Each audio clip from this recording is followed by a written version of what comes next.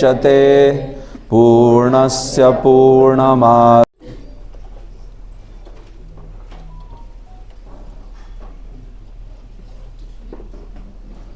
Hare Krishna. So welcome all of you in today's session, day 5. Okay, so today we are going ahead with our discussion. So we have seen first 3 verses of Ishopanishad. Can anyone tell in just one line what is the discussion of first verse, second verse and third verse? What is the theme? What is the essential theme? See, if you want to learn any book nicely, just memorize overview. By going through again and again, memorize overview. Okay, what does mantra 1 say, mantra 2, mantra 3? Okay, this is the section. Then mantra 4, 5, 6, this is the section. So if you go like that, you will remember very easily scripture. Overview, you look at the overview. So first section we talked about, mantra 1 to 3. So if someone asks you, what's there in mantra 1, 2, 3 of Ishopanishad? So you should be able to tell what is there. So can you tell? Anyone from Mataji? Yes, Mataji. Who is the proprietor? Who is the proprietor? Okay. Yes, so. All right. Second one, what is the benefit of living according to Ishavasya? Yeah. Okay. Third. What is the loss if you don't live like according to Ishavasya? Very nice. Yes, first verse is telling us, okay, first recognize the proprietorship of the Lord. Who is the proprietor? Who is the proprietor? Lord is the proprietor. So once you recognize that proprietorship, then you live as per that principle. That is called living as per Ishavasya principle. What is Ishavasya principle? If you ask, what is Ishavasya principle? What will you say? Lord is the supreme proprietor. Exactly. Second one is take what is your quota. Yeah, yes. So that's Ishavasya principle. Very nice. Lord is the proprietor. He is only the proprietor. Supreme, meaning then it can give a sense that I am a small proprietor. He is supreme proprietor. He is the proprietor. One time Prabhupada was with one glass merchant, glass businessman, and this glass businessman.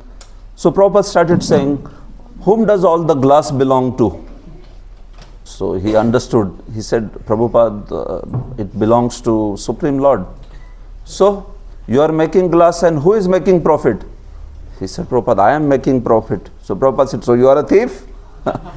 Because glass belongs to Lord and you are making profit. No, he said, but Prabhupada, he was like, he was very much flabbergasted in front of everyone. So he said, but Prabhupada, I give some donation. Prabhupada said, means you are a small thief. Prabhupada said to him, right? So Prabhupada's point was to recognize that proprietorship aspect. Lord is only the proprietor. And we should take as per our quota. So yes, that is Ishavasya, as you said. Wonderful. So, second verse talks about the benefit of living like that. Third verse talks about the loss if we don't live like that. Yes. So, what exactly is the benefit of living as per Ishavasya principle? Kya benefit hai bhai? Yes, Mataji, yourself. If you live the Ishavasya principle, if we will not in the bondage we live. Yeah. We will not be in the, yes, bondage of what? Okay, very nice. So we will be freed from the bondage of karma. We will not be bound by karma. Na karma lipyate nare. उस नर को, उस व्यक्ति को कर्म का लेप नहीं लगता है. न कर्म लिप्यते नरे. ऐसे. So that's the benefit. So with that we talked about vikarma, akarma, karma. Very nicely we discussed that topic, right? So just in one line, what is karma, what is vikarma, what is akarma? Who can tell? Hindi group, बोलिए. हाँ प्रभु जी. कर्म क्या है, विकर्म क्या है, अकर्म क्या है, बोलिए. कर्म में शास्त्र के हिसाब से तो हम कुछ कार्य करेंगे, परंतु भगवान को नहीं मानेंगे, अपनी इंद्रिय के लेकर विकर्म में भगवान को नहीं मानेंगे, भगवान को मानेंगे नहीं मानेंगे, नहीं मानेंगे भगवान को। अच्छा, कर्मकांडी व्यक्ति भगवान को नहीं मानेगा, मानेंगे शास्त्र के विरुद्ध कार्य भी शास्त्र के सम्मत कार्य करेंगे, लेकिन अपनी इंद्रिय। हाँ, तो शास्त्र के सम्मत कार्य करेंगे, भगवान को भी मानेंगे, लेकिन अपनी इंद्रिय तृप्ति के लिए करेंगे। हाँ, शास्त्र के विरुद्ध कार्य करेंगे, बिल्कुल। और अकर्म में भगवान को केंद्र में रख के पूरे कार्य करेंगे। बिल्कुल। तो इसमें कौन कर्म बंधन में फंसता है और कौन नहीं फंसता? इसमें तीनों में जो अकर्म है वो बंधन में नहीं फंसेंगे, विकर्म है ये भी बंधन में फंसेंगे, और जो कर्म वाले भी फंसेंगे। अच्छा, वो भी फंसेंगे। ठीक है, अच्छा है, हरि बोलना सही है। ओके, हाँ, तो कर्म विकर्म अकर्म हमने उसमें देखा। तो अकर्म में हमने दो मार्गों की चर्चा की थी। अकर्म वाले ये दो कैटेगरी में आते हैं। हाँ, अकर्म, किसी को याद है कौन सी दो कैटेगरी है कर्म की, अकर्म की? ब्रह्मवादी और मायावादी। ज्ञान, वो ज्ञानी। मायावादी हम लोगों ने ब्रह्मवादी से कंपेयर किया था, लेकिन अगर हम ऐसे बोलेंगे कि अकर्म का मार्ग कौन से कैटेगरी से दिखाया जाता है, तो उसमें दो कैटेगरी आएगी। तो एक तो आपने सही बोला कि ब्रह्मवादी लोग होते हैं या निष्काम कर्म योगी लोग होते हैं, लेकिन दूसरा मार्ग कौन सा है? सबसे महत्वपूर्ण मार्ग अकर्म का भक्ति मार्ग। ठीक है, हाँ, तो भक्ति मार्ग और निष्काम कर्म योग, ये दो मार्गों में अकर्म होता है। निष्काम कर्म योग के मार्ग में भी ज्ञान होता है, इसलिए वो अकर्म का बन जाता है। ठीक है, तो फिर उसके कॉन्टेक्स्ट में हमने ब्रह्मवादी और मायावादी की चर्चा की। क्या अभी, हाँ, अभी आप लोगों को प्रिसाइजली बताना है ब्रह्मवादी और मायावादी में क्या अंतर है। आपको ये भी बताना है कि दोनों का गंतव्य क्या होता है, कौन कहाँ जाता है, कौन बताएगा? आप बिल्कुल गलती नहीं। प्रभु, यस, ब्रह्मवादी और मायावादी। Hare Krishna Prabhu. So when it comes to Brahmavadi, they have a clear understanding on Brahman, Paramatma and Bhagavan. Mayavadi, everything is Maya. Bhagavan, Bhakti is Maya. Only Brahman exists. Brahmavadi, he wants to achieve liberation and wants to achieve liberation from Mayavadi as well. Brahmavadi merging in Brahman impersonal, and again when it comes to Mayavadi merging in Brahman. But who achieves? So when it comes to achievement, Brahmavadi achieve their goal, Mayavadi doesn't achieve their goal, because Krishna doesn't want Mayavadi to get into his Brahman effulgence. So Yes. they get a new birth. They enter according into, to their yeah, they enter into repeated cycle of birth. different cycle of birth. Yes. ठीक है, The सही। example of Brahmavadi is we had Sukhdev Goswami. That was my next question. Okay, good. Yeah, please tell. Previously, Sukhdev Goswami and four Kumaras were Brahmavadi. But when Example of Mayavadis? Mayavadi is Shankaracharya Shankaracharya's followers. followers. Yeah, Shankaracharya is Lord Shiva. Right? But his followers are 100% Mayavadis. Yes. They are offensive to Lord Krishna. Mayavadi called Krishna Leela a delusion, and you gave a wonderful example of your friend, and then how you took his wallet. Okay. You are summarizing the class now. You are summarizing class. Let's wait. Okay. You give a wonderful example of Srimad Bhagavatam shlokas. Yeah. Which changed Sukhdev Goswami. Yes, thank you. Yes, that's it. Yes. Yes, thank you very much. All right. Yes, so that was what we discussed in the second verse. And then we talked about what is killer of the soul. Can the soul be killed? It cannot be. So what do you mean by killer of the soul? Third verse is talking about Atmahano. So what is a killer of a soul? Siraj, yeah. The one who Doesn't do his duty. So Karmakandi doesn't do his duty. Watchman is sleeping on his duty, so he is a killer of the soul. What? Yes, anyone else? What is killer of the soul? Yes, Mataji. Who will not follow the Ishavasya principle? One who does not follow Ishavasya principle and thus engage in proper understanding, engage with proper understanding in bhakti, yes, such a person is considered to be killer of the soul. Like that. So it's not a literal word, killer of the soul. It's basically, if you don't engage soul's propensity to love and then it's called killer of the soul. Like Acharyas give example, Gangayam Ghosha. If you say there is a village in the Ganga, please go to that village in the Ganga. What does that be? On the bank of the Ganga. Gangayam Ghosha. Ghosha means village. So it's understandable that when you say please go to the village on the Ganga, means not on the Ganga water but on the bank of the Ganga. So similarly, killer of the soul also, this way. Who is a Sura, who is an Asura? Clear cut definition. So Krishna's devotees are the Sura. Rama's devotees? There are space with They are also Narsimha's. there are also. So you have to then go on putting the list now. Yes, define more properly. Yes, Prabhuji.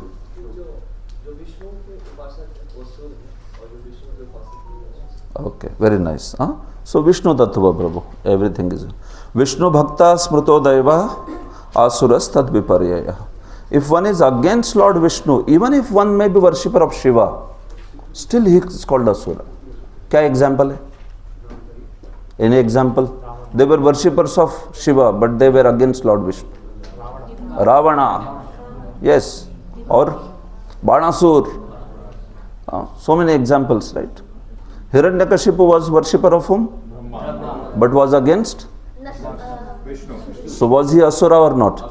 Asura, you see. Very clear definition. Vishnu Bhakta Smruto Daiva Asuras Tad Viparyaya. Like that. So that's the point. Yes. Then we talked about that wonderful example from 11th canto where somebody is said to be killer of the soul if he does not utilize the human body, the favorable breezes, the expert captain, all those aspects. So can someone quickly tell there what is the boat compared to, what is the captain compared to, and what is the breezes compared to? Yes. The boat is compared to the human body. The captain is the Guru, and the favorable wind is the Lord. Favorable wind is the instructions of the Lord. That is Shastra. Okay, very nice. All right. Yes. What happens to a devotee if he is unsuccessful on the path of bhakti? Anyone unsuccessful on the path?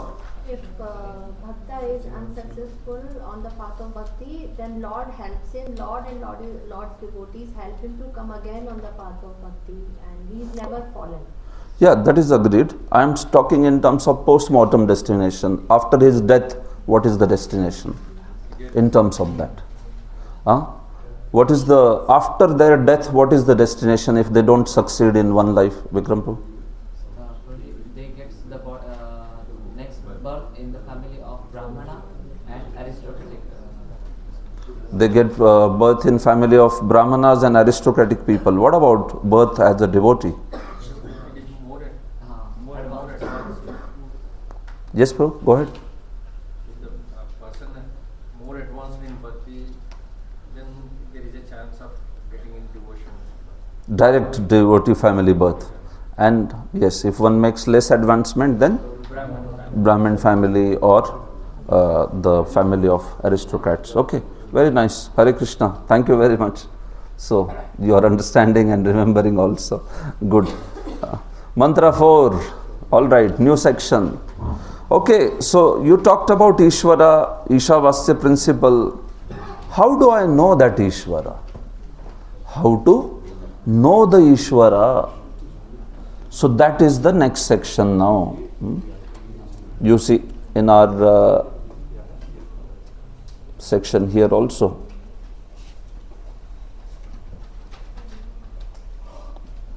Verses 4 to 8. Who is the Ishvara?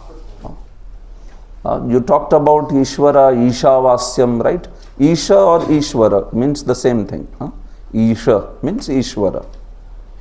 So who is that Ishvara? How do I know him? What are the principles in knowing him? So next verses 4 to 5, they will talk about how Ishvara is very achintya, inconceivability.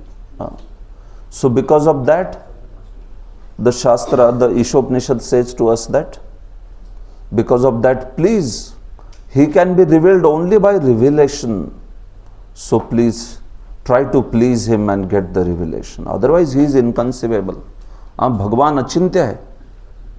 That's the topic of verses 4 and 5. So you want to know the Ishvara, first principle you have to know is you can't know him. You can't know him fully. Inconceivable. If we just cannot know Krishna, then what are we trying to do in bhakti and all that, right? All the effort will be useless. But when we say we cannot know Krishna, it means we cannot know him fully. We can know him that much by which we can go back home back to God. So that's our purpose, right? There are agnostics who say you can't know God only. Agnostics. They say what? Well, God exists or doesn't exist, it's not a matter of interest because anyway you can't know him. So we are not agnostics.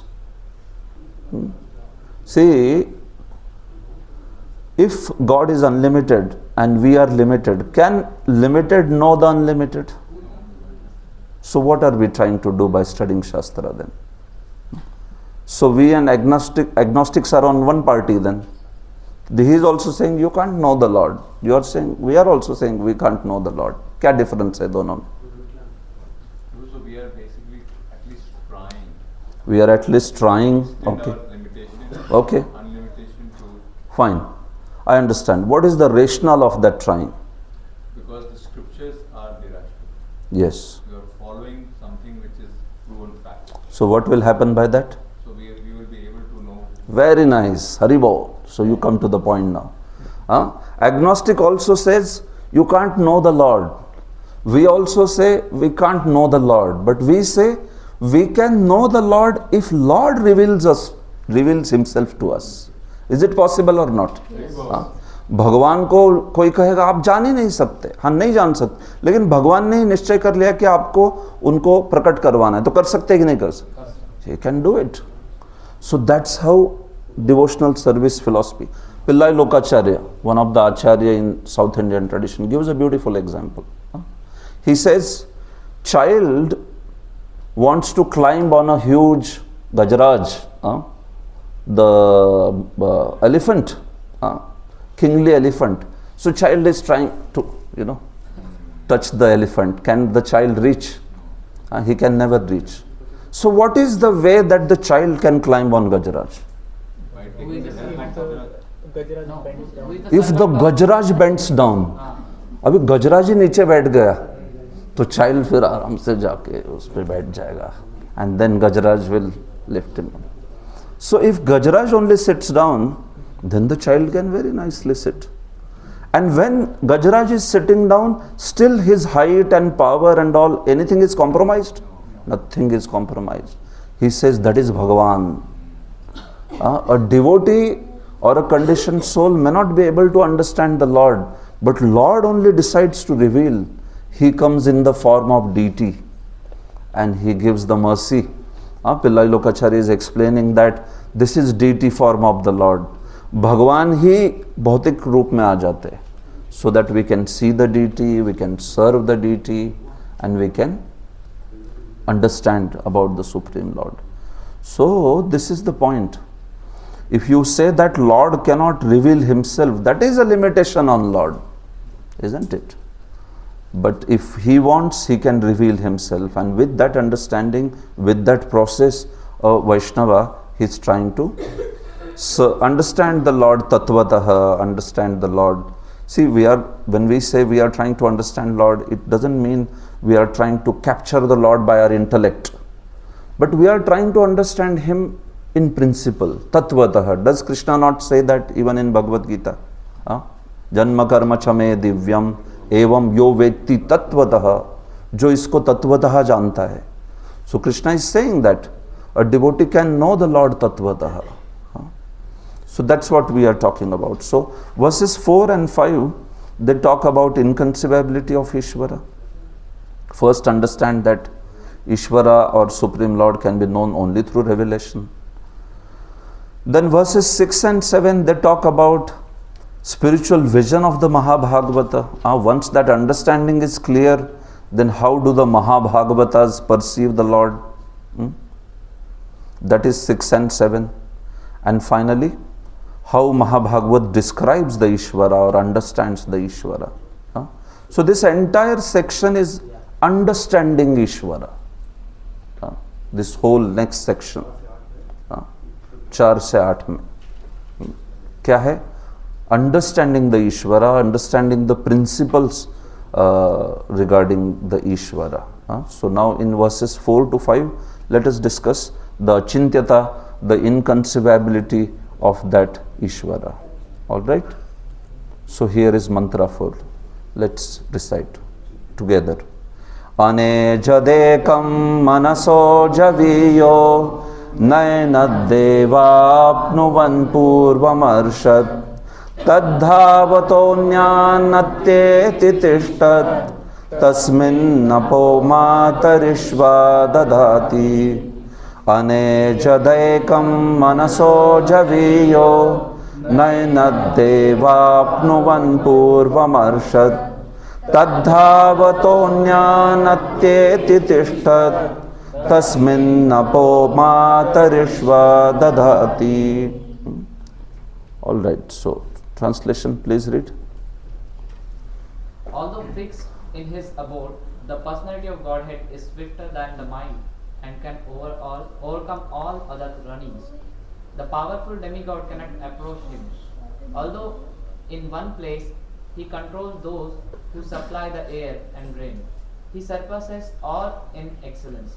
Yeah, you see, Anejadekam, although he is fixed in his abode, Manaso Javiyo, but he is swifter than the mind. Nainad Deva Apnuvan Purvam Arshad. The Devas or the senses, they can never conquer him. Purvam Arshad, because he always remains beyond the reach of the Devatas. That word Deva can also refer to our own senses, because Devatas control our senses. So, Lord always remains beyond the reach of our senses. In fact, tad dhavato nyan atyeti tishtat. If you race with the Lord, can someone race with him? No. He overcomes everyone. In fact, he can stay at one place and still conquer everyone in the race.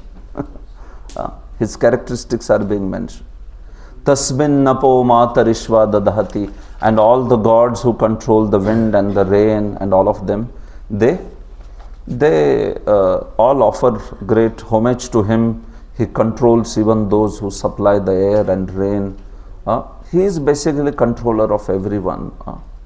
So although he is fixed in one place, but still he is swifter than the mind. Although he is here, the next verse will say, he walks and doesn't walk. He is here and he is there also. All these characteristics of inconceivability. This is not possible for an ordinary soul, right? If he is here, somebody is here, then he is not there. Isn't it? So Lord, he may be in his abode. Krishna is in his abode or not? Golok Vrindavan. But is he here or not? He is here also. He is there also. When a devotee prays to the Supreme Lord, so Supreme Lord, he is there in the heart. But that Lord who is there in his abode, can he immediately come when the devotee prays or not? Yes. He can come immediately. Draupadi prayed, Gajendra prayed, and how Lord reciprocated. Like that. So the point is, For the Supreme Lord, especially in the next verse, we'll talk about contradictory qualities, and it's everything is possible for him. All the devatas and all of them, they can never match the Supreme Lord. Like that. One time, and this story comes in Kena Upanishad.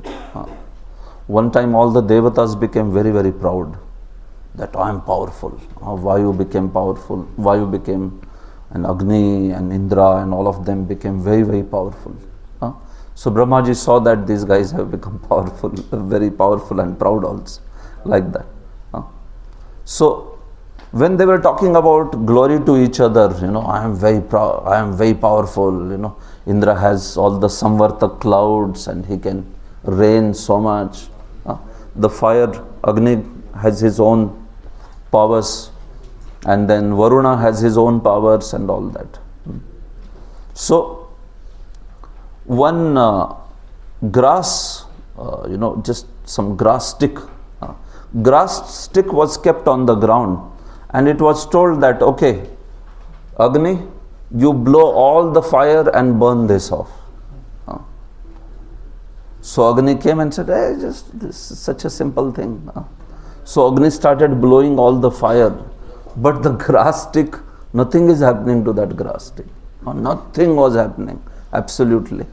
So he started feeling humiliated. So he started pouring all his power of burning, but nothing happened to that grass stick. So being exhausted, then Agni, he moved aside. And then Varuna said, hey, bekar hai, tum hato, now I'll do. So Varuna came and, Varuna started pouring all waters and what all powers he has. And with that he wanted to destroy that grass stick. Even he could not do anything. Finally Indra came. Indra, the Devraj. So he tried to also destroy that. He tried all other things, Samvartaka clouds, this, that, all power. Finally Vajra, he started hitting Vajra on that grass, but nothing happened. Vajra only started breaking like that. So then they all became humble and they started praying to grass stick, please reveal whoever you are, like that. And that's when, the grass, there was an Akashvani, and that spoke, I am Supreme Lord. I am Bhagavan. Brahma is the word used there.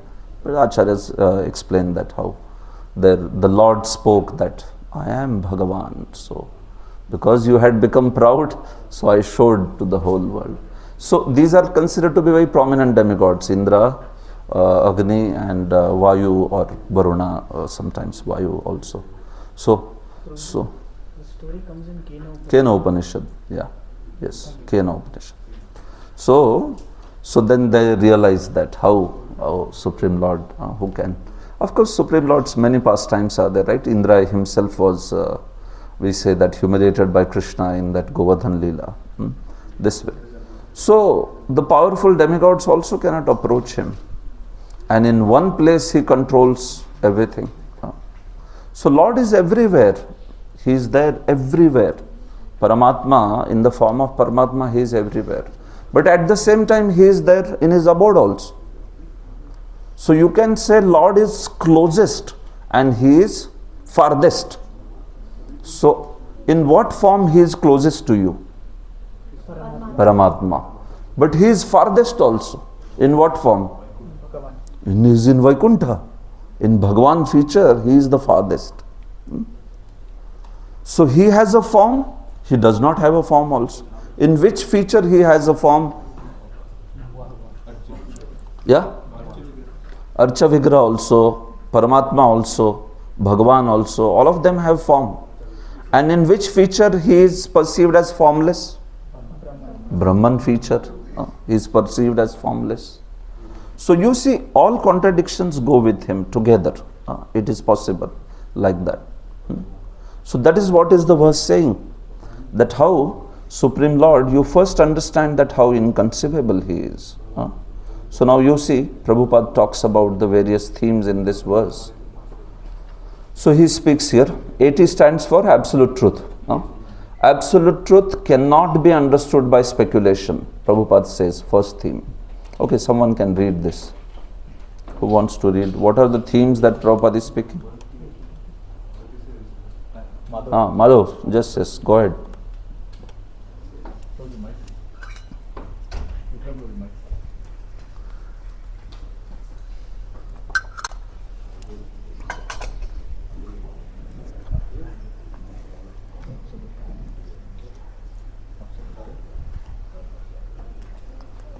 Yes, go ahead. You can't see?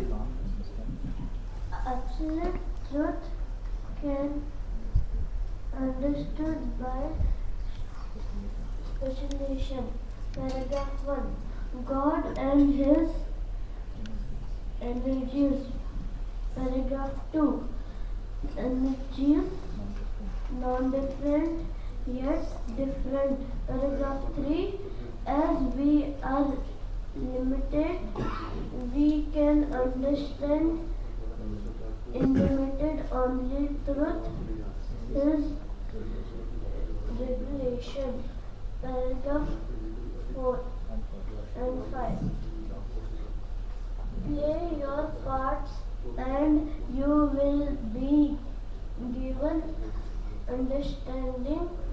Paragraph 6 and 7. Thank you. All right. Yes. So you see, these are the themes. Prabhupada begins with the theme that absolute truth cannot be understood by speculation. That's the gist of the verse. This verse is speaking that. So he speaks later then something called as achintya bheda bheda tattva. God and his energies are simultaneously one and different. This is our philosophy. Achintya bheda bheda.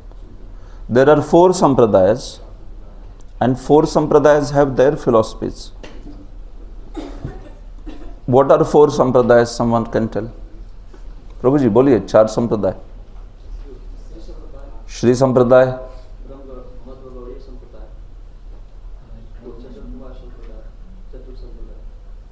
और चौथा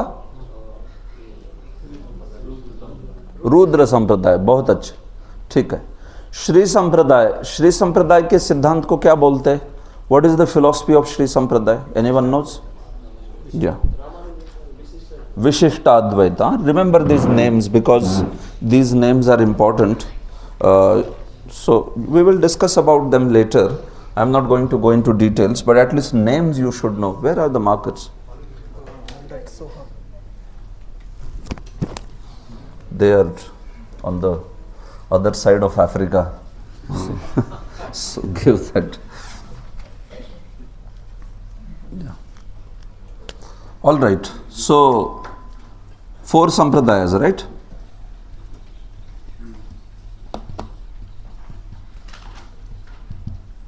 So first one is Shri Sampradaya. Second one is Brahma, and then further Brahma Madhva Gaudiya, you could say. Third one is Kumar, and fourth one is Rudra.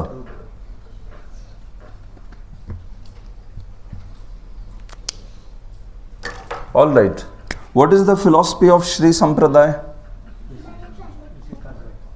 Vishishtadvaita.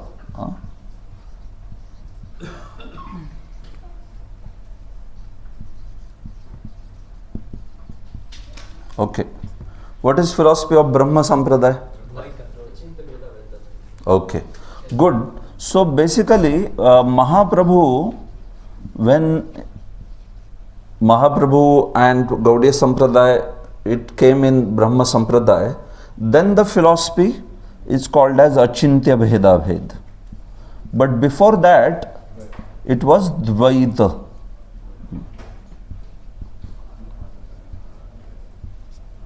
And who gave the name Achintya Bheda Bhed? You know? Mahaprabhu did not give. Our philosophy's name is not given by Mahaprabhu. It is given by Srila Jiva Goswami. In his Bhagavad Sandarbha, first time he used the name Achintya Bheda Bhed. Before that, Mahaprabhu gave the philosophy, but the name was not given by him. Name is given by Srila Jiva Goswami. Okay.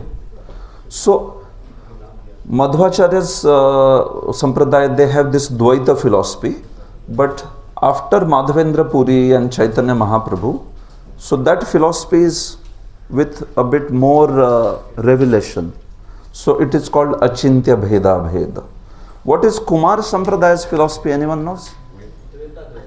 Okay, good. Dvaita, Dvaita. Dvaita, Dvaita. Matlab Dvait plus Advait. That is Kumara's. And finally Rudra Sampradayas? No. Shuddha Dvait. Shuddha Dvait. So ये philosophies है. हाँ? This was an initiation question for me. When my initiations interview was there, this was one question. Please tell 4 Sampradayas and 4 Sampradayas philosophies. Like that. So, all right. So, these are the philosophies. So, here we are, Achintya Bhedabhed. So, Prabhupada explains in paragraph 2 and paragraph 3, Achintya Bhedabhed Tattva. Why? Because we are talking about Achintya, inconceivability.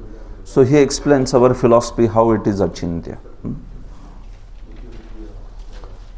Then finally he says, as we are limited, so we can understand unlimited only through his revelation. When Lord wants to reveal, that time we can understand him. And finally, so that's why one should play our part, one should play one's part, and then he will be given understanding by the Lord. If we serve him playing our part, then Lord will bless us and we will get his understanding to whatever degree that he wants to reveal. So let's see now. Purport. Okay, please read the highlighted portion. Who wants to read? Someone else can read now. Yeah. Through the mental speculation, even the greatest philosopher cannot know the Supreme Lord, who is the absolute personality of Godhead. He can be known only by his devotees through his mercy. One second. So, Lord can be known only by his devotees through his mercy. So Krishna may be inconceivable, greatest philosophers also cannot know him, right? So we see that in Brahma Samhita it is mentioned. That Prabhupada quotes this, 534, famous Brahma Samhita's verse. So we'll recite this together.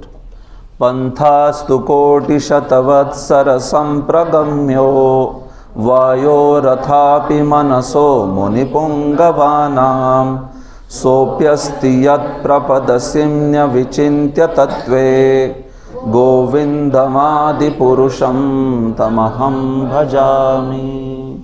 Yes. So even if one goes on speculating, trying to understand the Lord with the speed of the wind, somebody has such a mind which is, working so fast, but still one will not be able to understand the Supreme Lord with such brain. But what to speak of then Kali Yuga brain, right? Which whatever is told also they cannot remember. So what to speak of trying to apply the brain and trying to understand the Supreme Lord by mental power. So that's the point that Prabhupada is quoting over here in this particular verse. And then I want you to read this also, then we will discuss. Yes. In the Vishnu Puran. No, somebody else read. Prabhu. Somebody else. Everybody should get chance to read. Yeah.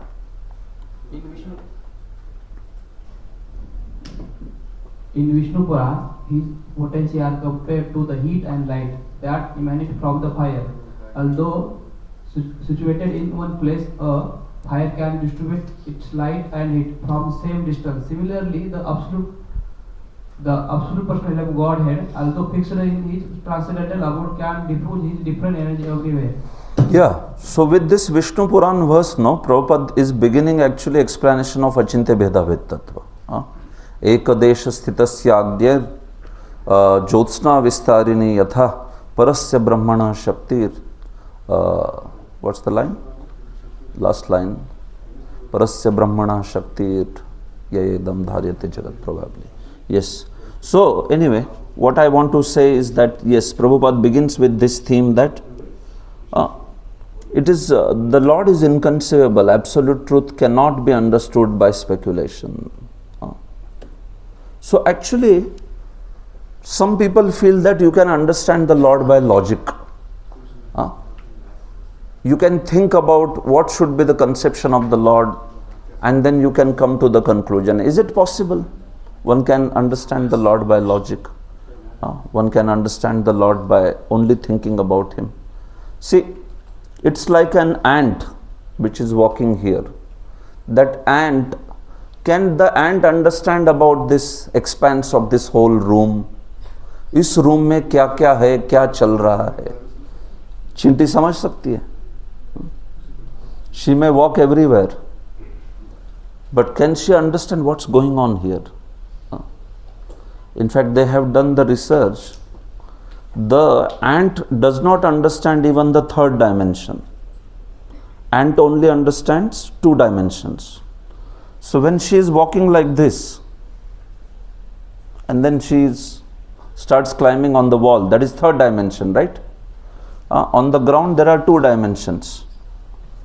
But when you see, this is length, this is breadth, but when you are going on top, that is which dimension? Height it is the third dimension. So for her, it's flat surface only. For her, it is flat surface. She is going, and then when she climbs, then it's again a flat surface. An ant may find out whatever is her food by going like that, but there is no recognition of the third dimension there.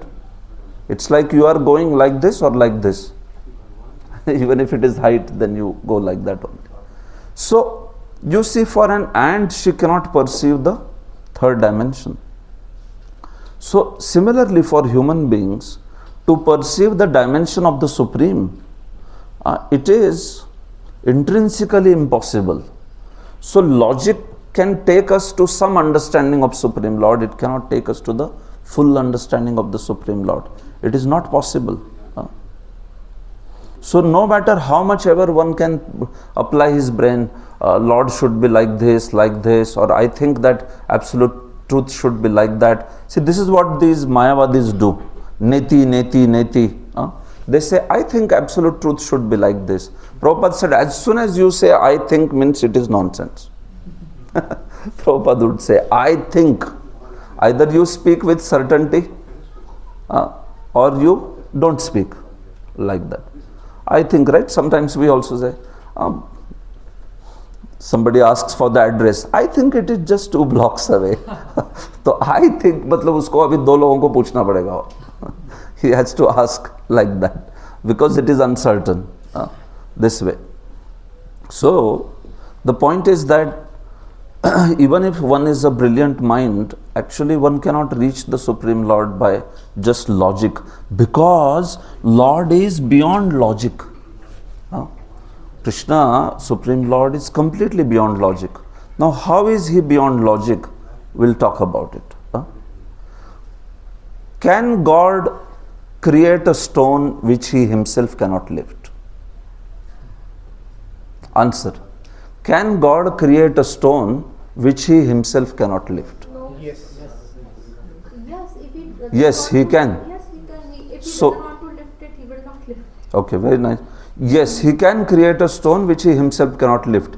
Meaning he creates a stone which he himself cannot lift. Meaning he is not powerful enough to lift that stone which he has created, means he is not omnipotent. If he cannot lift the stone which he has created, So if he doesn't wish to lift it, he will not. He can do anything. yeah, It is not possible that he cannot. This is correct. not possible. But I am asking, can he create a stone which he himself cannot lift? I think question is not right. Okay, good. Sorry. Let's see. I want to hear some other. This is a very famous question that was being asked by, atheists and agnostics to Christian missionaries. ऐसे पकड़ के बोलते थे, बोलो बोलो, can God create a stone which he himself can not lift? You से yes, problem है. If you से नो, प्रॉब्लम है. दोनों केस में God's omnipotence is getting violated. If you say yes, he creates a stone which he himself cannot lift. Oh, how is that God which he himself cannot lift something? ऐसा कैसा भगवान है? You say yes, he can create a stone, or rather you say no, he cannot create. Then if you can't create, then what kind of God he is? In both cases, omnipotence is getting violated. God's characteristics of omnipotence, omniscience, omnipresence, they are very popularly known. So Prabhupada was asked this question. So like this, logicians had a series of questions to ask to Christian missionaries. Can God create a square circle? बोलो भाई, can God create a square circle? Square circle क्या होता है ये? Can he create or not? He can create? How can he create a square circle? क्या होता है वो square circle? What is it? There is nothing called square circle. Can God create it? He cannot. Or he is not omnipotent. He can't do. You know, can God make somebody else as God? He can? तो फिर तो दो भगवान हो गए. नहीं बना सकते तो काय का भगवान है फिर? You can't do something like that. है कि नहीं? So ये logician लोगों के question थे. So when Prabhupada was there, Prabhupada was asked this question. Can God create a stone which he himself cannot lift? Mataji, Prabhupada was asked this. Can God create a stone which he himself cannot lift? And Prabhupada said yes. Mataji's answer. So they said yes. So how is God omnipotent? Prabhupada said, as Krishna, he creates a stone which he himself cannot lift, and as Balram, he lifts it. And because Krishna and Balram are non-different, so he is satisfying the criterion. So he said that, what can God not do? He can do anything. See, you can understand this. See, logic does not stop Krishna from doing anything. It stops us from understanding how does he do it. ये बहुत बड़ा point है, आप इसको समझिए. Logic is not a bar on Krishna. It is bar on us. Because human brain is designed to think something logically. So when I say, what is a square circle? तो हमारा brain सोच पाता है कि square circle. Square circle क्या होता है ये? Can God create a square circle? He can do. तुम्हारे भेजे में नहीं जाएगा वो. Logic is stopping you from understanding. God cannot be stopped from anything. वो तो कुछ भी कर सकते हैं. लेकिन आप बोलोगे कैसे हो सकता है? स्क्वायर सर्कल होता है क्या? अरे वो तुम्हारा प्रॉब्लम है, वो तो उनका प्रॉब्लम थोड़ी ना है. That is your problem, that you don't understand what is a square circle. But God has all inconceivable abilities. He can do anything. So that is called achintya. इसको अचिंत्य बोलते हैं. अचिंत्य मतलब he can do physically impossible thing, he can do logically impossible thing. Like I can tell you example.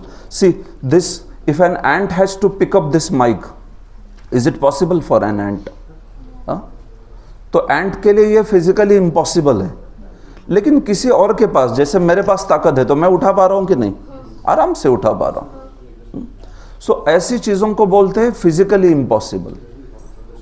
God can do physically impossible things.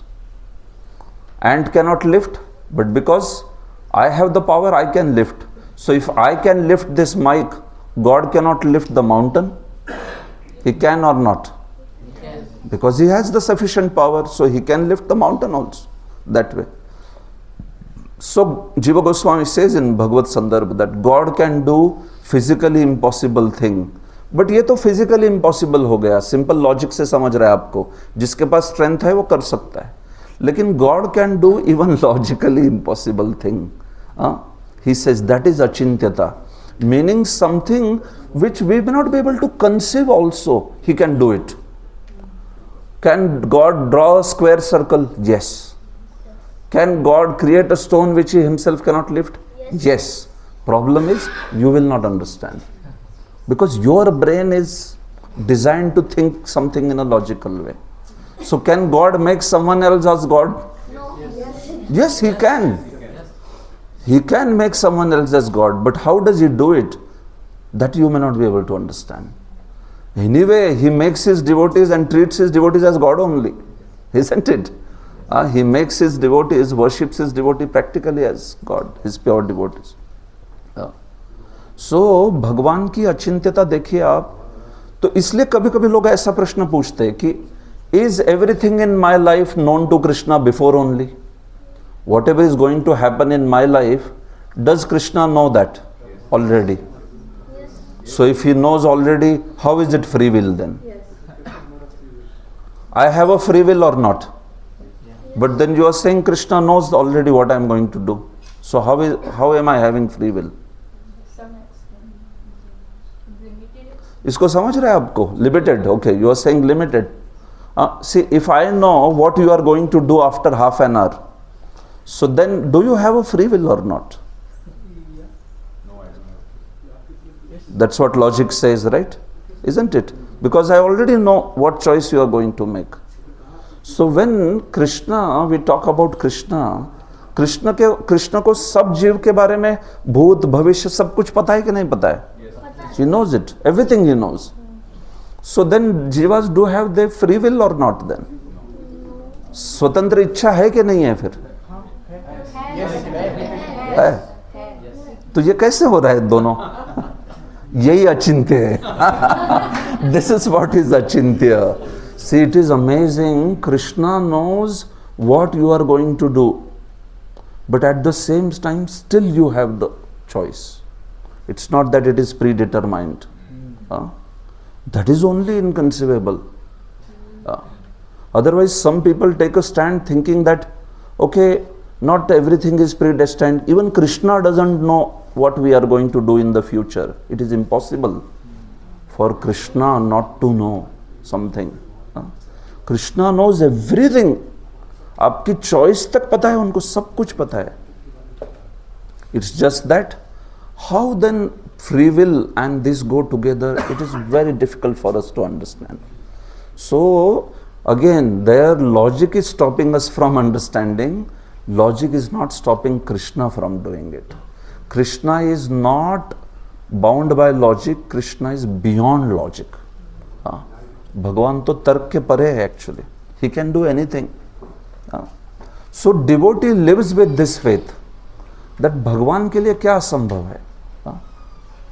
You know, there was this person, one cobbler, and cobbler story and Narad Muni story, Narad Muni, cobbler and Brahmana story, you know? Yes, right? So there was one cobbler who used to worship the Lord, and a Brahmana also used to worship the Lord. So one time Narada went to check, see their faith. So then he told them that when I recently went to Vaikuntha, and what was Lord doing there? Yeah, he was sewing an elephant through the eye of a needle. ऐसे. तो ब्राह्मण जी तो बहुत महात्मा है, सब मंत्र तंत्र कृष्णाओं वाले लाइक दैट, वो वाले, वो बोले है ये कैसे संभव है? सुई में से हाथी को डाल रहे, ये नारद जी फेंक रहे क्या आप? नारद जी आप, you are speaking all lies, looks like. I think you never went to Vaikuntha. No, I went to Vaikuntha. That's what Lord was doing. He said it is impossible, and don't tell me all such things. How is it possible? You know. And he went to cobbler, Dusra. And cobbler he told, see, I went to Vaikuntha, and amazing thing. What was Lord doing? वो हाथी को सुई के छिद्र से he was sewing the elephant, making the elephant pass through the eye of the needle. So cobbler started dancing. Hari बोल, हरि बोल, हरि बोल. भगवान कैसे मेरे भगवान लीला करते हैं. बोले चिंता है मेरे भगवान की लीला. तो देखो हाथी को सुई के धागे. तो नारद मुनि बोले, हे थोड़ा बैठो इधर. Do you believe this thing? It can happen like this. So he said, why not? What are you saying, Narad Muni? Why not it? Why it can't happen? So Narad Muni said, how is it possible? How can somebody put, the needle is this much, elephant is this big. So cobbler said, Narad Muni, you are a great soul. I think you are testing me. You know everything. He said, if the Lord can put a huge banyan tree in small banyan seed, what is impossible for him to put the elephant through the eye of the needle? So you see. So he had faith in the achintyata of the Lord. While the Brahmana, he was a learned man, but he didn't have the faith in achintyata of the Lord. So, see, devotee has full faith in Krishna. What can he not do actually? I may not be able to understand, but he can do anything. He can create a stone which he himself cannot lift. And Prabhupada said, he creates a stone which he himself cannot lift, and so he's accepted your challenge, and then as Balram he lifts it and he defeats your challenge also. So for logicians like you, he will befool you. So the point is this, you see, if you make logic as supreme, then logic is God or God is God? If you think logic is supreme, everything should be logical, God भी logic के दायरे में होना चाहिए, फिर भगवान बड़ा हुआ कि logic बड़ा हुआ? Then you are accepting logic is greater than God. So God is beyond logic. You can't.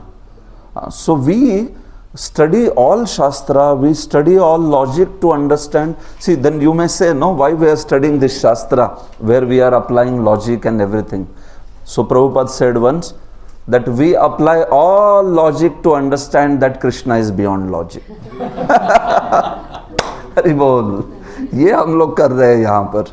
सारे शास्त्र पढ़ के, लॉजिक पढ़ के समझते कि भगवान को तो तर्क से नहीं समझा जा सकता. But that effort of studying Shastra should be taken. If we just, go on faith, blind faith, then we'll not be able to preach to people, isn't it? And sometimes we may ourselves be lacking conviction. So that's why we should study Shastra, although we should know that Krishna cannot be conquered by logic, Krishna cannot be conquered by knowledge. He can only be conquered by love. The love that the devotees have, Brajvasis have, the Bhaktas have. So by that he can be conquered. So you see, this is how Krishna can do logically impossible things, and he also can do physically impossible. So you understand Achintya kya hota hai? Achintyata is actually a very profound concept, you can see. He can do anything. We may not be able to understand, but he can do anything this way. So next comes the aspect of how Lord's energies are non-different from him. So please read this line, para 2. Although is innumerable, they can be divided into three principal categories: the internal potency, the marginal potency, and the external potency. Yes. There are hundreds and millions of subheading to each of these categories. Yeah. So God and his energies, and three energies are primary: Antaranga Shakti, Bahiranga Shakti, Tadastha Shakti. So these energies are simultaneously one and different with the Lord. This is called Achintya Bheda Ved Tattva. Achintya Bheda Abheda. The energies and energetic are simultaneously one and non-different. भगवान के साथ एक भी है वो और भगवान से भिन्न भी है. How are we one with the Lord? Can someone tell? As living entities, we are one with the Lord. How are we one? In quality. Very nice. And how are we different? In quantity. Isn't it? So, just like you say, sun and sunlight, right? So early morning you open the windows and then sunlight comes in your room. What do you say? Who has entered my room? sunlight has entered, sun has entered, we say, अरे चलो, sun has entered now it's looking good. But sun आ गया है क्या? Has the sun entered in your room? If sun enters, you will not be there to say that sun has entered. Like that. Finished, right? So, sun and sunlight, two things are there. They are one and the same. As soon as light came, you said, देखो, अच्छा लग रहा है, अभी सूर्य आ गए. But still you know that it is not sun per se, sun person. Because if sun comes fully, then finished. Nothing will stay. Sun's position is so arranged that if sun moves by 1 inch here, whole earth will be finished. It will be burnt. And if sun moves 1 inch on that side, earth will be frozen to death. So that position is so perfect of the sun from the earth. So it is placed by somebody like that, isn't it? Otherwise there won't be any life on the planet earth. So the point is that we see sun and sunlight, they are simultaneously one, but they are different also. Right? So the energy is sunlight and the person is sun. So we may get experience of energy and we understand that it is non-different than sun in one way, but it is also different. Both are there.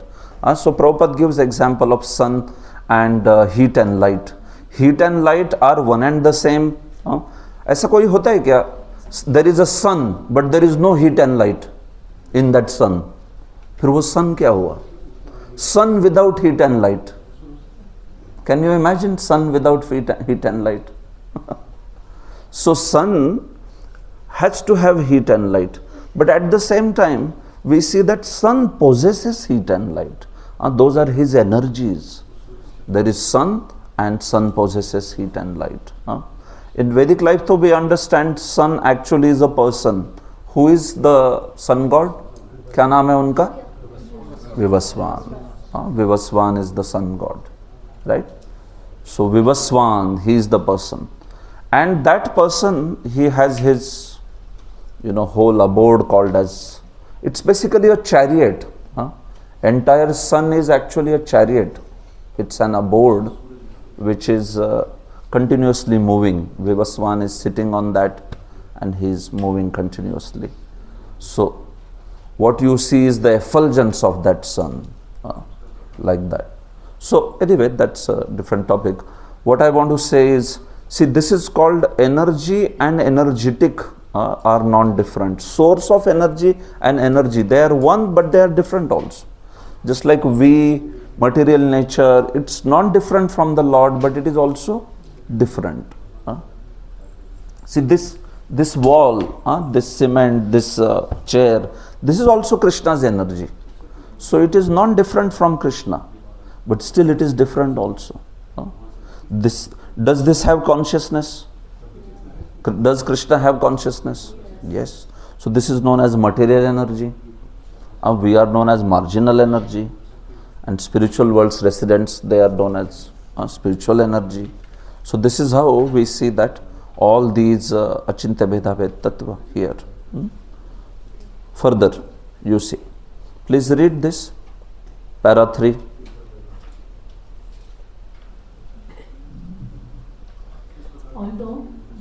Although the Lord and his energies are not different, one should not mistake these energies for the Supreme Truth, nor should one wrongly consider that the Supreme Lord is distributed everywhere impersonally, or that he loses his personal existence. Men are accustomed to reaching conclusions according to their capacity for understanding, but the Supreme Lord is not subject to our limited capacity for understanding. Yeah. So, although Lord and his energies are everywhere, but Lord's separate existence is also there. It's not that he is distributed everywhere, so that's why there is no separate existence. See, this is what impersonalists say. If Lord is spread everywhere, then where is the question of his separate existence? Like if I take this, and if I make 10 pieces of this, and litter everywhere, तो original paper रहेगा क्या? Finished. तो वैसे वो बोलते हैं अगर भगवान सर्वत्र है तो ओरिजिनल भगवान बचा कहाँ? If I make 100 pieces of this paper and throw everywhere, original paper is gone. So similarly, if absolute truth is everywhere, where is the original absolute truth? कुछ बचा ही नहीं. हाँ? लेकिन हमने पहले शांति मंत्र में ही सीखा क्या? पूर्णमदः पूर्णमिदम. पेपर से 100 टुकड़े भी आए तो ओरिजिनल पेपर बचता है कि नहीं? He remains. So that's why, although Lord is everywhere in terms of this material energies and everything, does He have His own existence or not? Yes. So everywhere in these energies, in the form of material energy, is existing. And where is He existing as a person Himself? In Goloka, in Vaikuntha, He is residing also. Like that. तो मायावादी का ये कागज का example फालतू है. That once you throw the paper pieces everywhere, original paper piece, where it is? Are you first? Shanti mantra only told you. Where were you while learning Shanti mantra? Purnat Purnam Udachyate. Infinity minus infinity. Infinity. Still, it will continue this way. So that's why Prabhupada is saying, you see, nor should one wrongly consider that the Supreme Lord is distributed everywhere impersonally, or that He loses His personal existence. Men are accustomed to reaching conclusions because they are thinking in limited. वो क्या भगवान क्या paper है क्या? मायावादी को बोलना चाहिए भगवान क्या कागज है, कागज के टुकड़े फेंक दो इधर उधर, वैसे फालतू कुछ भी बोलते हैं example. Right. And Lord is Purnat Purnam Udachyate. This way. So this is Prabhupada telling now further. In fact, there are 3 categories actually. There are materialists, there are impersonalists, and there are devotees. This is an important discussion, so I'll just take this. Hare Krishna. Hare Krishna.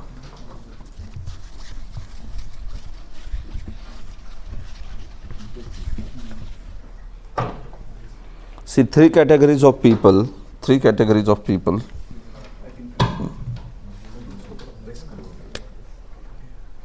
निकल गया? ठीक है. All right. See, materialists.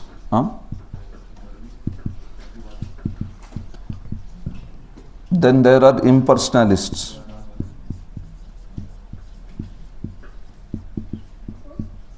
And finally there is devotees. तो 3 type के लोग हैं. They see Lord's energy and they have different responses. When a materialist sees Lord's energy in this world, what does he say? Materialist का क्या approach होता है? ये सब कुछ किसके लिए? मेरे लिए है. Materialist think that this is for my enjoyment. So materialist romanticize the material world. The impersonalist demonize the material world, and devotees utilize the material world. 3 terms है, romanticize, demonize, utilize. हम लोग देखते हैं इसका. तो materialist क्या करता है? उसका बहुत romantic conception रहता है about the material world. He thinks that this whole world is for my enjoyment. So seeing God's energies, materialist, what does he think? This is for my enjoyment. You know, impersonalist or Mayavadi, what does he think when he sees the material world? It's all illusion. It's all illusion. मुझे नहीं चाहिए भाई. It's illusion. That way. And when devotee sees this energies of the Lord, what does he think? It is for whose pleasure? For Lord's pleasure. So Prabhupada would give very nice example. Suppose you are walking on the street and you see a wallet full of 200 KD. You see a wallet which is fallen on the street. So 3 responses looking at that wallet. अरे आज किसका मुंह देखा था सुबह, बढ़िया है. इतना पैसा, जय हो Radhe. Right? So you pick up the wallet and say, very nice. Nobody is around, nobody is seeing. Oh, jai, this was for me only. Like that. This is one. Second person says and looks at that wallet and says, मेरा नहीं है, मेरे को क्या करना है? It's not mine. I don't care. It's not mine, so I will not see also. Look at it. It's okay. And he will walk away. And then there is third person who will pick up the wallet. He will take out the address, the card or something, find out that person's home and go and give him. Out of the three people, who is the best? कोई बोलता है पहला वाला अच्छा था, अपने घर लेके गया. या कोई बोल रहा है कि दूसरा वाला भी अच्छा है, डिटैच्ड बाबा, कुछ लेना देना नहीं. Third person, right Siraj? Third is the best, because he is finding out whom does that wallet belong, and he is utilizing, he is making sure that it is reaching to him. So same way devotees, the karmi people, karmakandis or materialists, karmi people, they say everything for my enjoyment. I want, sab kuch mere liye. This world is for my enjoyment. Jeena yahan, marna yahan. This is it. And then there are the impersonalists, Mayavadis say, Brahma Satyam Jagan Mithya. Brahma Satyam Jagan Mithya. Like that they will say. Srila Prabhupada, when he initial days he preached in Western world, so devotees one time brought him a photo. So there was one Mayavadi, and in front of him a lot of money was kept. This was a photo in newspaper, and Mayavadi was shown with lot of money, and Mayavadi was doing like this. Mayavadi. Why? What is he thinking about that money? This is all illusion, this is all Maya. He is saying, this is all illusion, take it away, reject. Like that. Prabhupada said, Acha? Prabhupada said, you take my photo. You take my photo. So they said, Prabhupada, how? Yeah, he said, you bring money and you take my photo with like this. So devotee said, what this Prabhupada? Yes. Prabhupada said, that fellow is rejecting all the Lakshmi, give to me. I will use whole world's wealth in Krishna's service. Prabhupada said, Sare dunya ki Lakshmi ko. One time, somebody came to meet Prabhupada and he said, we are having a lot of problem how to engage this government money, because so much scams and all. Prabhupada said, you give me, I will engage. No, he said, Swamiji, we can't give. No, you give. We will take care of all the money. We will make you free from all the worry. Prabhupada said. So, the point is, you see, these three responses looking at Lord's energy, so the devotee is the best person actually. Because he recognized this is Krishna's energy and it should be used in Krishna's service. Just like Mother Sita, Ram Navami is coming. So, who is Mother Sita meant for? Shri Ram. So if Ravana wants to take her for his own enjoyment, is that good? No. So that is most sinful, most horrible, offensive if one wants to take Lord's energy for himself. And then this second category also, where somebody may be detached by apne ko kya karna hai? Jiska hai uska. Whoever is having it, hum to detached hai. Like. But better than that is, you recognize whose energy is it and you use in his service. Who was that? Hanuman. He knows that Mother Sita means she is for Ramchandra. So he took Mother Sita and, we see that he took the message and, brought all the army of Lord Ramachandra. So these are the devotees. For us, Hanuman is the hero. We want to be like Hanuman. Connect Lord's energy with the Lord. This whole world is Lord's energy. तो इसलिए हम लोगों को कितना भी पैसा दो, हम लोग सब भगवान के सेवा में लगाना चाहते हैं. This way, just like Prabhupada said also. So that's the point of this particular verse. All these energies, they can be used in Krishna's service.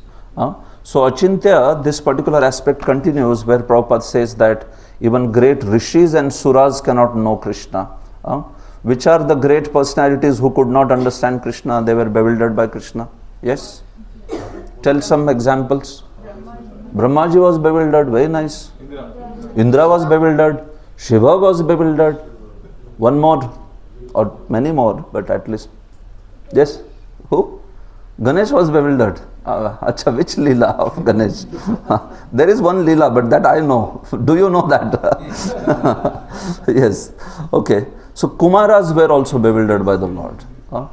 Kumaras to Gyan Shakti ke avatar hai. It is amazing, no?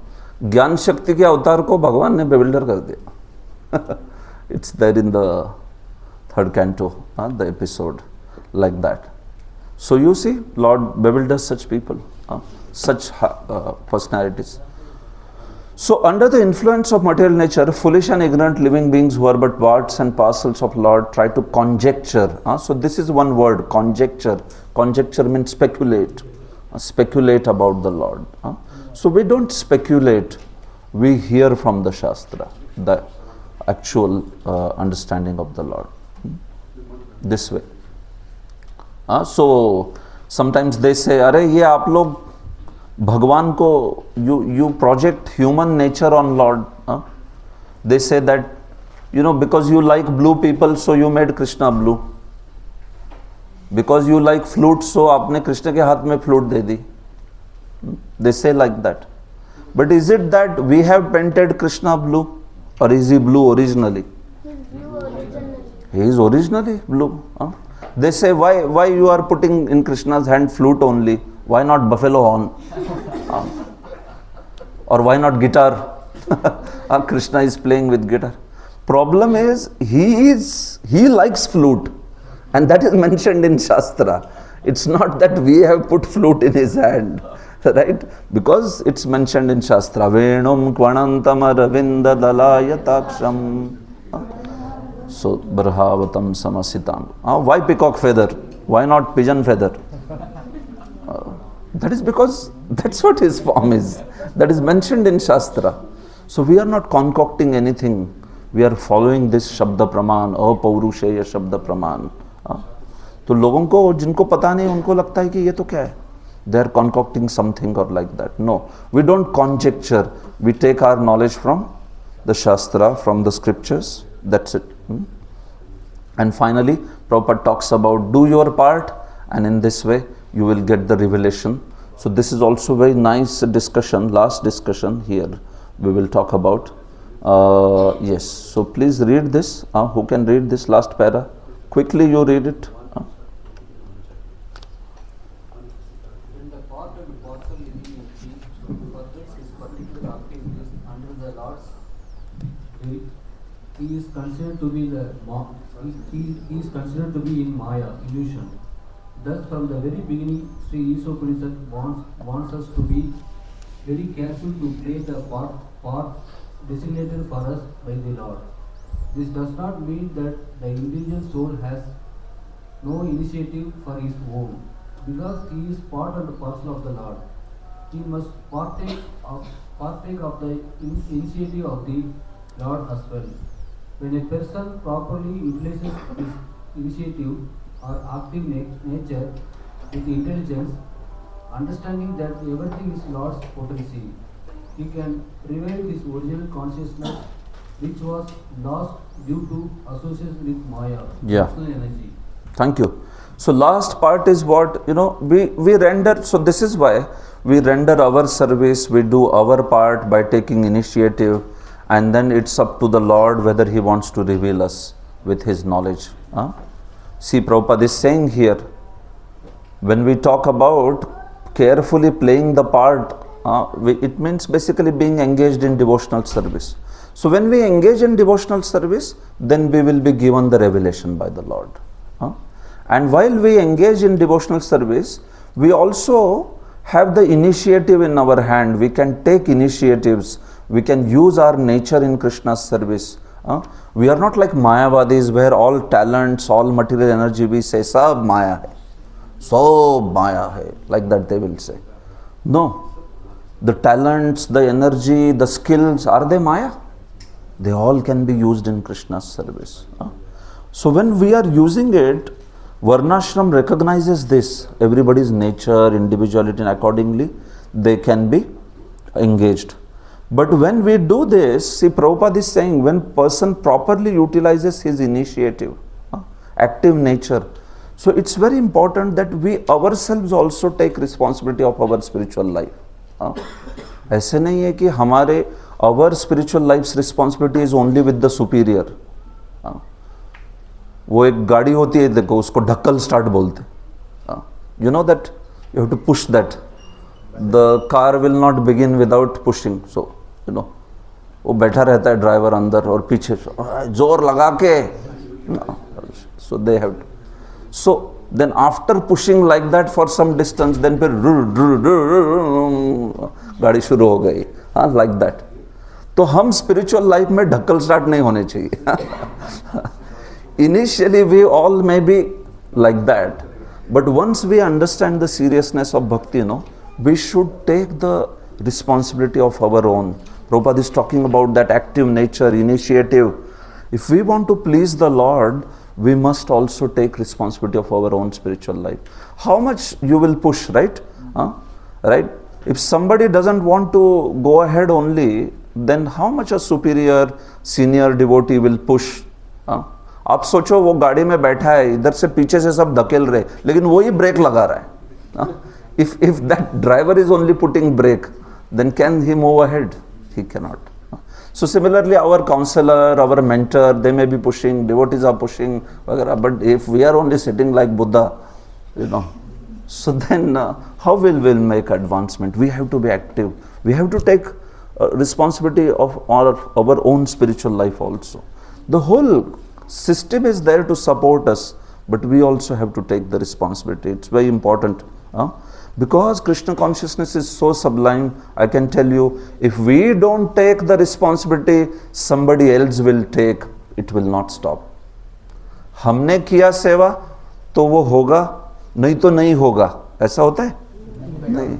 If you don't do, somebody else will do. The seva will never stop. You become the fortunate one. You do it, you take the initiative and you get the credit. Lord Krishna said to Arjuna, Mayeva nihites purvameva savyasachin, nimittamatram bhava savyasachin. All these soldiers, I have killed them already on the battlefield. You just have to become a nimitta. So you become nimitta, take the credit. Otherwise, if you don't take, I will make somebody else take the credit. This way. So even in devotional service, this is a very, very important aspect actually. Prabhupada would also say that when there are fighter planes, so when fighter planes are there, they get training on the ground together. Fighter plane pilots, they get training on the ground together. But once they are in the sky, you have to fly your own plane, isn't it? So similarly, we get guidance, mercy, association. But when it comes to chant Hare Krishna, when it comes to service, that we only have to do, isn't it? ऐसा तो होता नहीं. Today also I was saying that we can't hire somebody to chant our 16 rounds, right? ये कौन है? हाँ, इसको किराए पे रखा है, जब करता है मेरे लिए. Can that work? It can't work. Service. Prabhu, who is he? He does all my service. Prabhu, tell hundreds of services. Please tell. I will delegate. Delegate in the sense that see, we should also do the service. See, Rukmini Mata, Mother Rukmini, when she is there in Dwaraka, she has thousands of maid servants. Still she takes the chamara in her hand and she fans Krishna. What is the need? And she can say, hey, thousands है ना, आज से schedule लगाती हूँ, हर दिन एक एक ने आना है, पूरे साल भर का schedule. I will put up the schedule of the whole year. Who is going to fan the Lord? So thousands of maid servants. So she doesn't have to do it. But still she takes the fan in her hand and she is fanning Krishna. Why? Because that's how a devotee is. He wants to engage others, but he also thinks, am I engaged? What about my service? Do I have the service? So that initiative is our own responsibility also. Initially when we come in bhakti, everybody pushes us. But after some time, if we are not very responsive, then devotees may feel like, okay, maybe, not so much response. So then they will not so much push us then after some time. But if we show the eagerness, then we will always be in that list of those who can do the service. And it is a wonderful fortune to be in that list. The last thing is people or devotees consider us as hopeless. Okay, this person can't do anything, like that. That would be the most greatest misfortune. And that way. So we show the willingness like that. Whatever is our capacity, whatever is our position, from our place, with our pace, join the race. Haribol. From our place, wherever we are, whatever is our position, with our pace. We may not be as skilled as everyone else, or we may be skilled as everyone else. We may be more skilled than others. With our pace, join the race. This race is to attain the lotus feet of Krishna. So chalo. From our place, with our pace, join the race. And this race is for what? This race is to attain Krishna's lotus feet. Srila Prabhupada ki jai. Hare Krishna. Thank you. So in the last paragraph, you see Prabhupada gives a very beautiful definition of perfect knowledge. So this is also a golden statement. Remember this. Perfect knowledge means knowing the Lord in all His features, knowing His potencies, and knowing how these potencies work by His will. Beautiful statement. Perfect knowledge की क्या definition दी है Prabhupada? Perfect knowledge, knowing the Lord in all His features, knowing His potencies, knowing how these potencies work. So this is it. And who can understand? The Lord can be known by one who has adopted such a submissive service attitude. So देखो ये finally this is the sum and substance. If one has a submissive service attitude, one will be divinely empowered. No matter, you may have skills, you may not have skills, whatever. Ramchandra could have chosen the best of warriors to fight with Ravana. Whom did he choose? Monkeys. So he is showing that for accomplishing my purposes, I don't need big time. I can do with anyone. Just Krishna does not want a very expert servant necessarily. He wants a willing servant. Are you willing? If you are willing, He will accomplish anything with you, through you. Problem hota hai ki we are not willing only many times, or we are willing little bit. Like, so that's the point. Okay. So once this verse is done, now mantra 5 is just half an hour. That's it. So we'll have a break now. Let's have 5 minutes break. Hare Krishna. Srila Prabhupada ki jai. So you are finding good discussions on this chat? Yes. Haribol. Whatever. If something is achintya for you, don't worry. Let it be.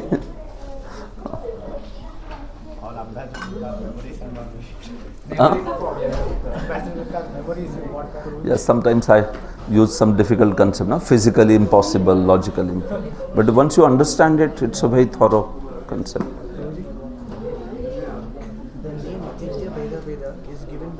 Jiva Goswami. Bhagavat Sandarbha. Bhagavat is the second Sandarbha.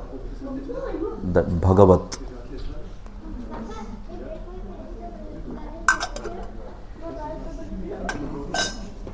Thank you.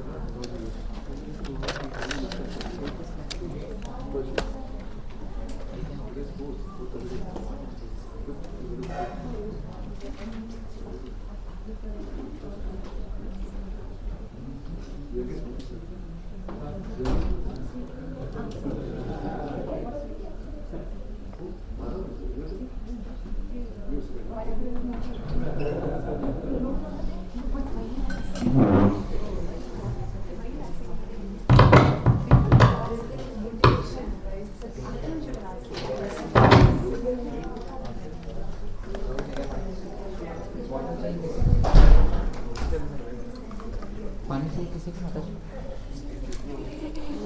Prabhu, because of you, they are all so much finding wonderful. Because the way you are translating, they seem to be so happy.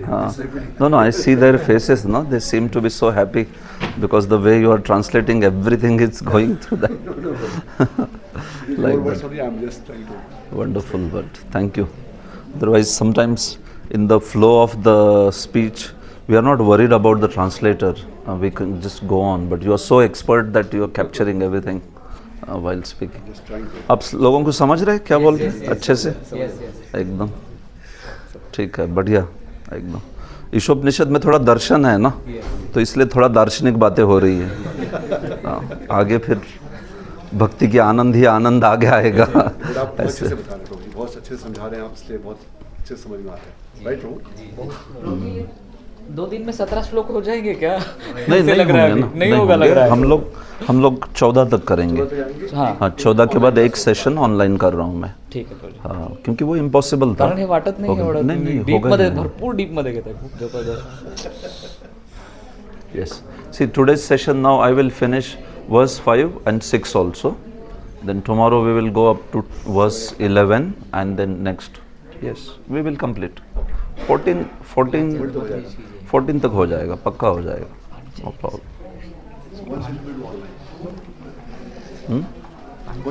One session online we do and we finish it up. Yes.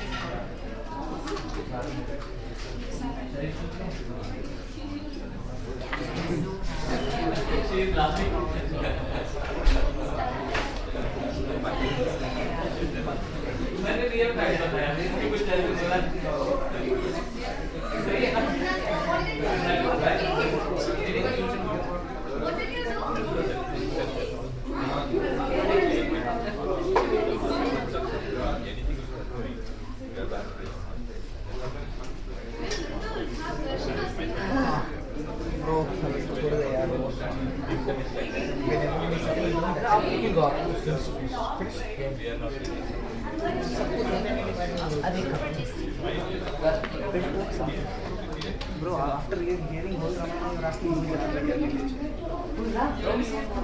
Thank you.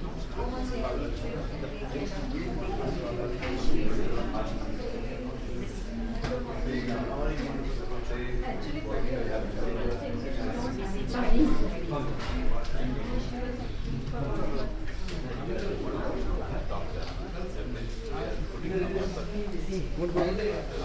Shastra has the guide but you go.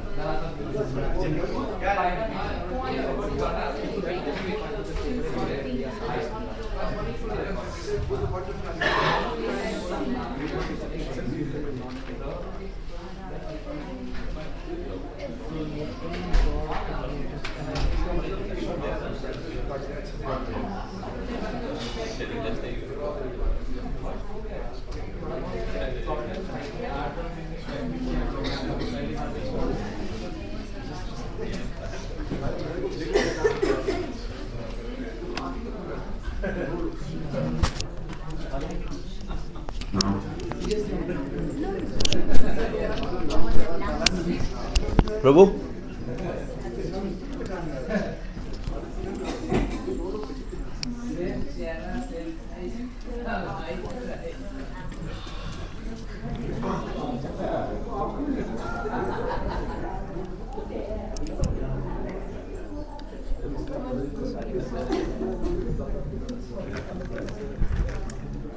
Hare Krishna Krishna Krishna Hare Hare Hare Ram Ram Ram Hare Hare Hare Krishna Krishna Krishna Hare Hare Hare Ram Ram Ram Hare Hare. All right, so next verse also we see that it talks about the aspect of inconceivability, right? Achintyata.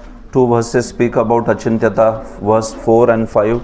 So we have discussed Achintyata in detail in verse 4.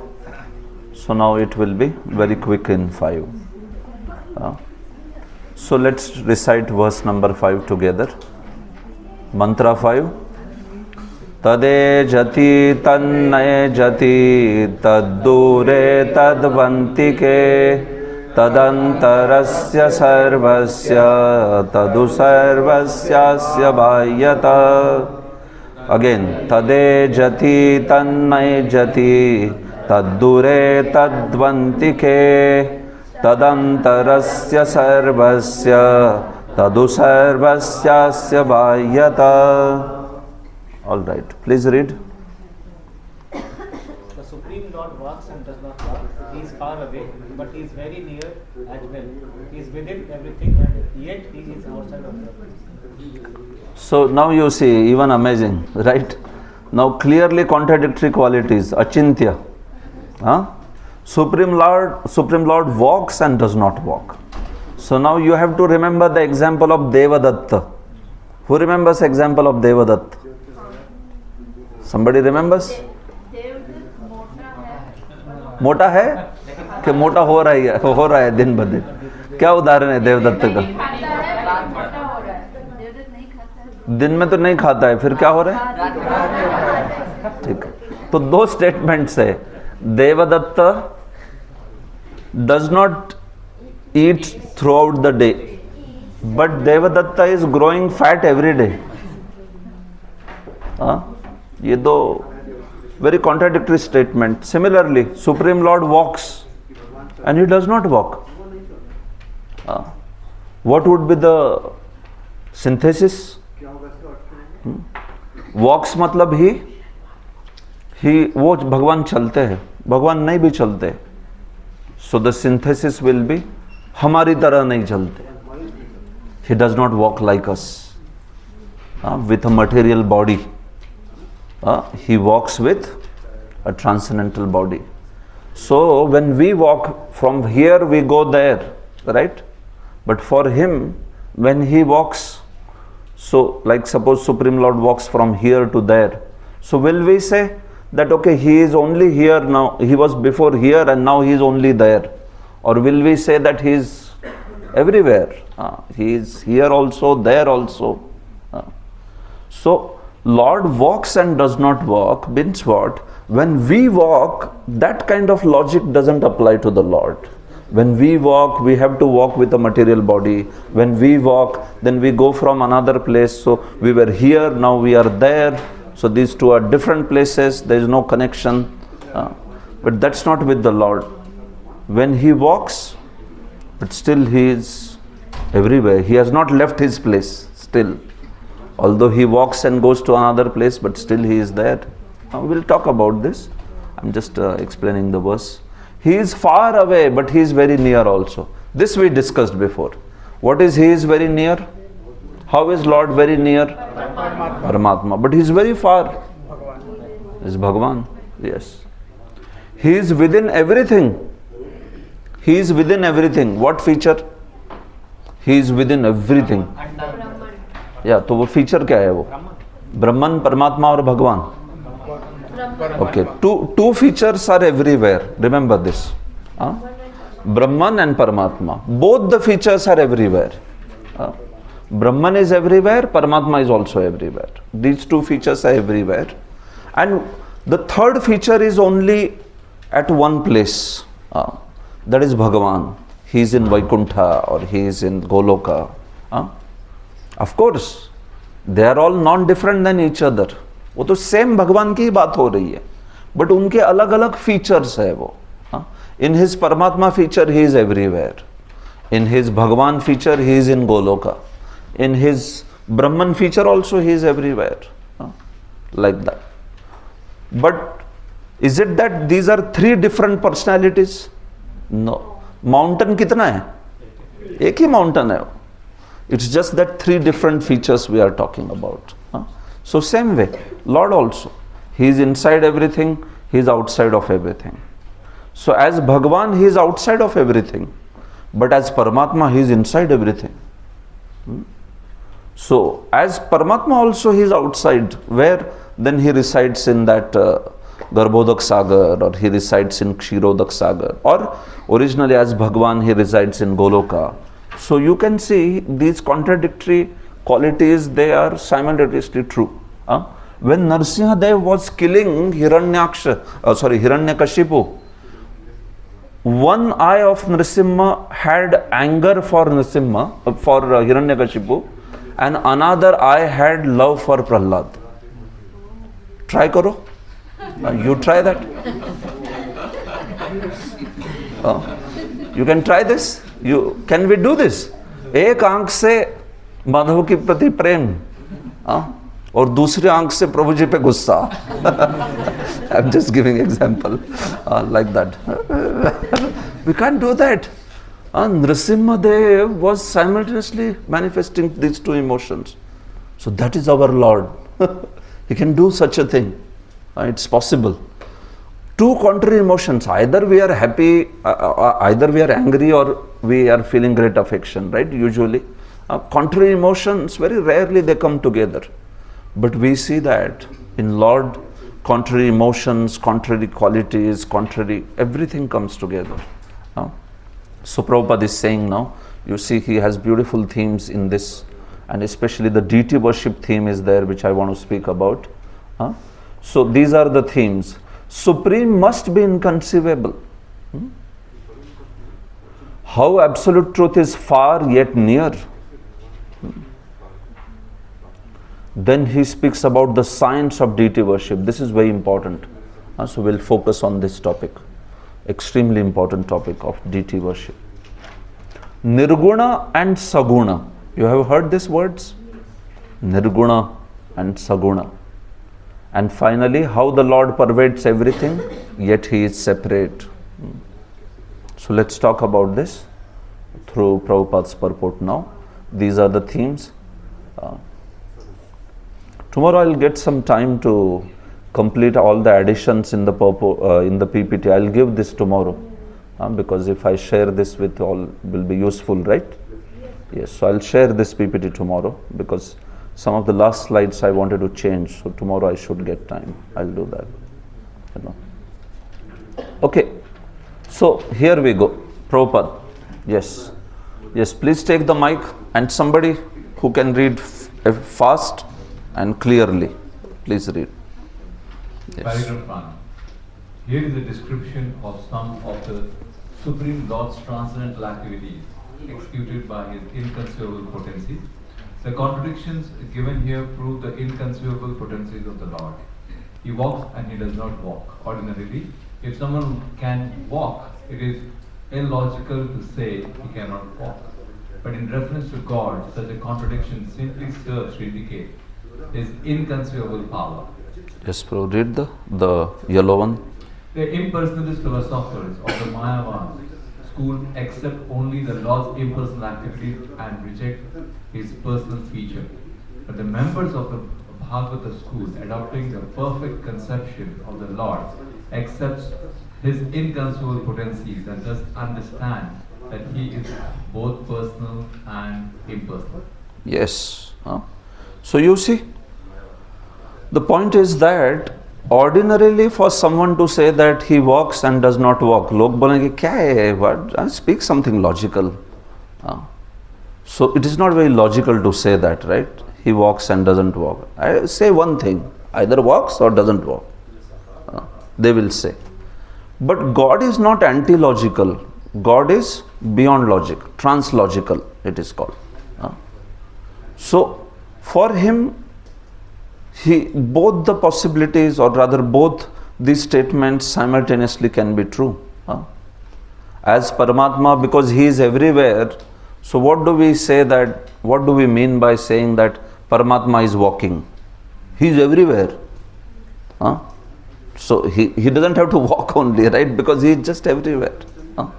But still, as Bhagavan, we see that he walks. Krishna left, after his pastimes were over, he left Hastinapur and went to Dwaraka. So Mother Kunti was praying, please don't go, my Lord, please don't go. If you go, then all the happiness, that I don't like.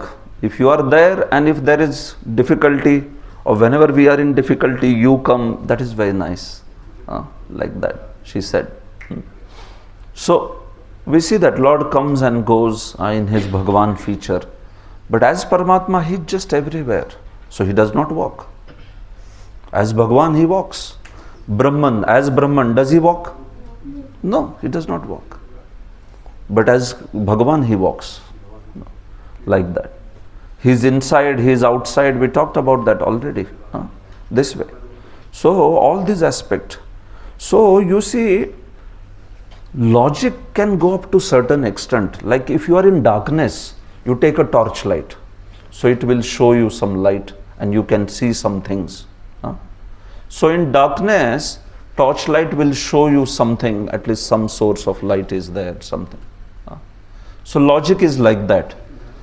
If you are just ignorant, by applying logic, you will make some sensible statement. But if you put the torch on sun, क्या होगा? Can the torchlight show the sun? उधर torchlight की range खत्म. The torch becomes useless there. Similarly, you can understand by logic, some things. Okay, this is logical, this is logical. Now apply that logic on Krishna. It's gone. It's like sun. Krishna is like sun. You can't apply that logic on him. So, this is the point. Logic is like torchlight. It is useful in some way, some extent. But when it comes to absolute is like sun. So what will your torchlight do? It is just completely beyond logic. So we can speak about some logic. We talked about this. We apply some logic so that we understand some fundamental ideas, principles and all that. But inherently, implicitly, we know that I cannot judge Krishna by logic. What he can do, it is achintya. I can understand something maybe. So even in our life, we have to develop this conviction as a devotee, that sometimes I may understand why Krishna is bringing something in my life. Sometimes I may not understand at all. But I have this complete faith that Krishna is my greatest well-wisher. Bhuktaram yajna tapasam sarva loka mahesh suradam sarva bhutana. भगवान मेरे सुहृद है, निश्चित. He is my greatest well-wisher. I may understand it, I may not understand it. So, this is how a devotee. Otherwise, if everything I have to understand, no, first I have to understand why Krishna is doing this. फिर तो आप logic लेके आ गए ना फिर से. You are trying to understand Krishna. You are thinking that Krishna is Chintya, but he is not Chintya, he is Achintya. Even with personalities like Pandavas, if he can give them suffering, they are pure devotees. Why should they get suffering? But then he gives suffering even in their life. And Bhishmadev says that, who can understand Nahasya karichit rajan puman veda vidit sitam yad vijidnyasaya yukta mohyanti kavayopi. He says to Yudhishthir that who can understand why Lord Krishna does something in our life?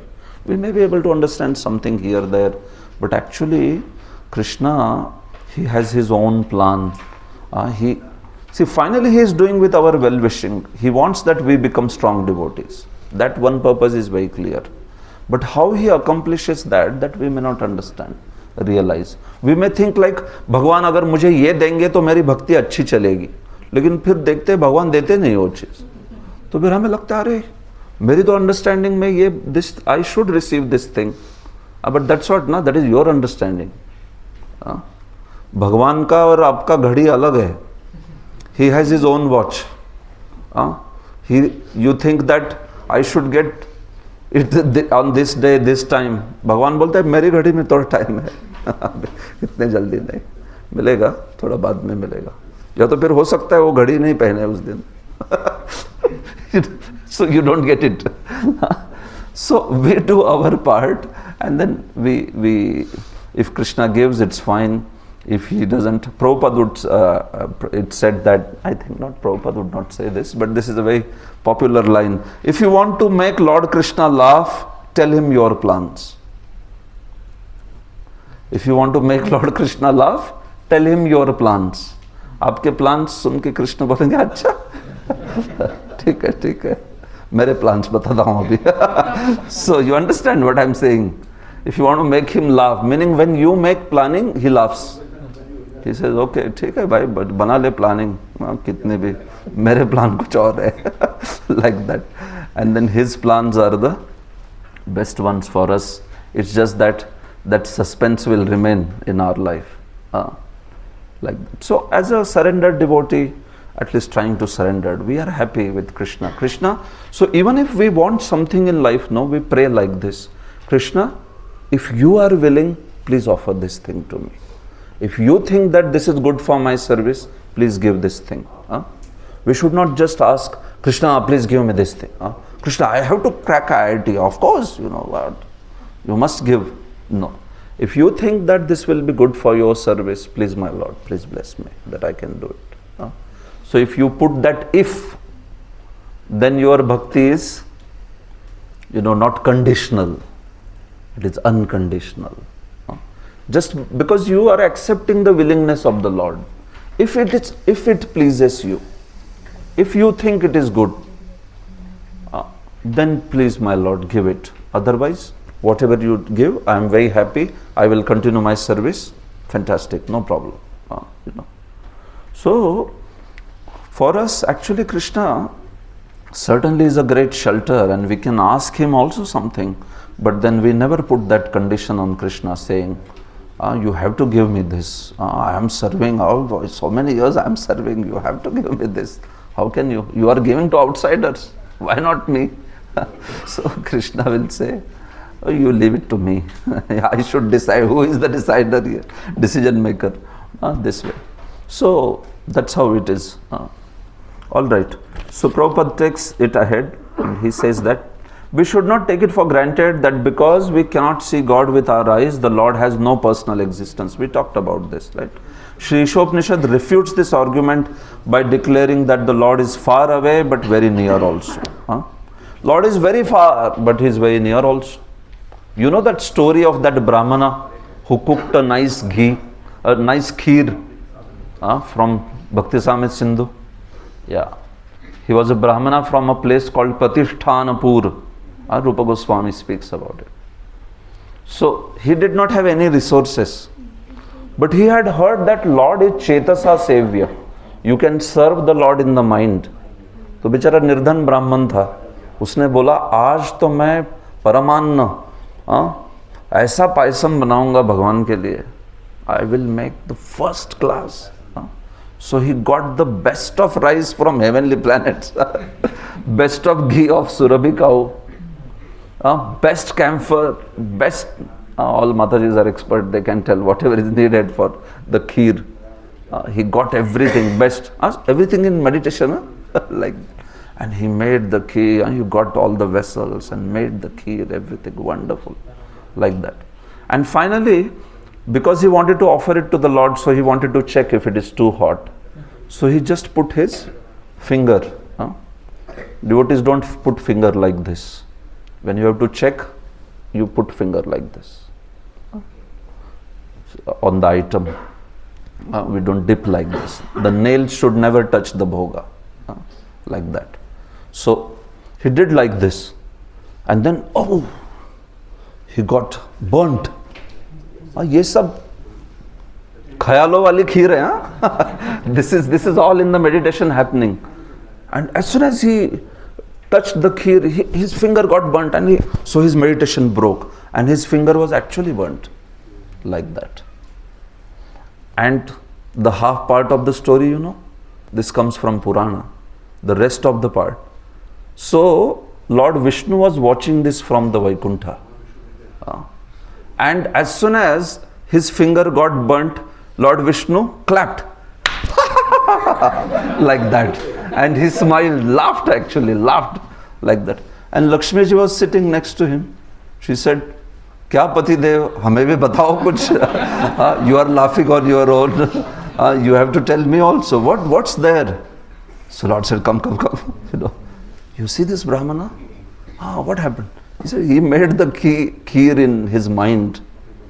And then when he wanted to see whether it's hot because he wants to offer me, and then as soon as he touched, because I accepted the offering, so his finger burnt. So Lakshmi ji said, amazing devotee, what a devotee he is. My dear Lord, he doesn't deserve to be in the material world.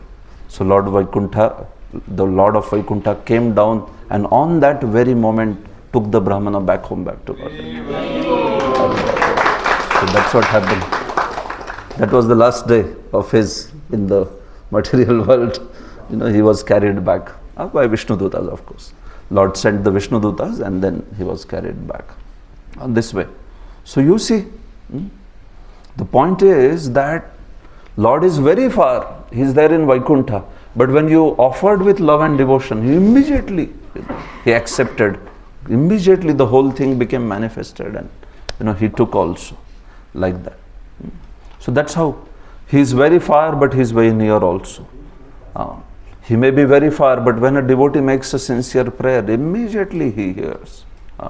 He hears it, and Draupadi cried out for his help. Gajendra cried out. Immediately Lord came, like that. So that's his wonderful, wonderful nature. Further, Prabhupada says, yet when the personality of Godhead comes before us, we neglect him.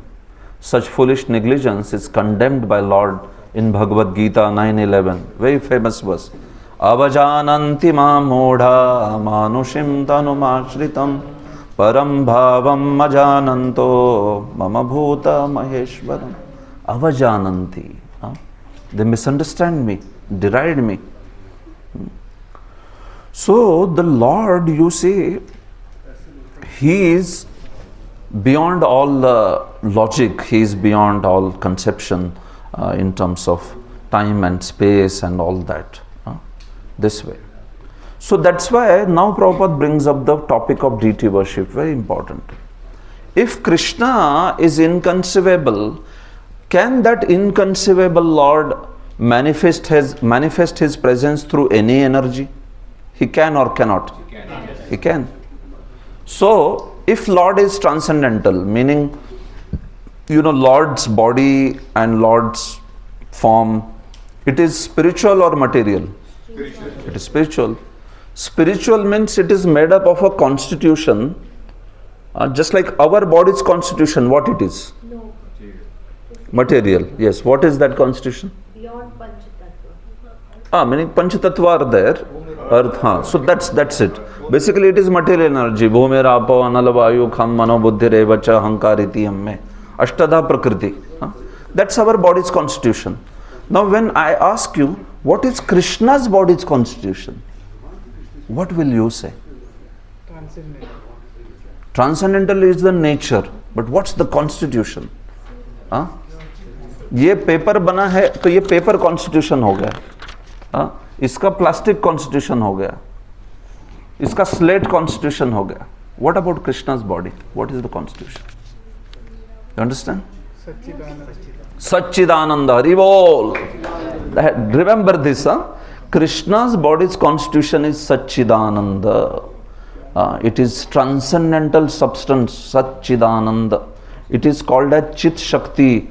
It is in Antaranga Shakti, internal energy, Chit Shakti. All these words mean the same thing, like that. So now you have to tell me, can that Satchidananda Lord come in a form which is material? Yes. Is it possible for him? Yes. Everything is possible. Everything is possible. But can that transcendental form come in the form of material energy? Is it possible? Yes. He can manifest in the form of material energy or not? Yes. He can. Which is that form of the Lord which is manifested in the constitution of material energy? Deity, Haribol. You got it. Concept very clear. Deity is the form of the Lord which is manifested in the form of material energy. And when he is manifested as material energy, still he is the Supreme Lord only. It's not that time he is not Supreme Lord, and only when he is transcendental then he is Supreme Lord. In all the case. See Pillai Lokacharya's example. When the elephant sits down for the child, is that same powerful elephant कि उसकी power खत्म हो गई? He is the same.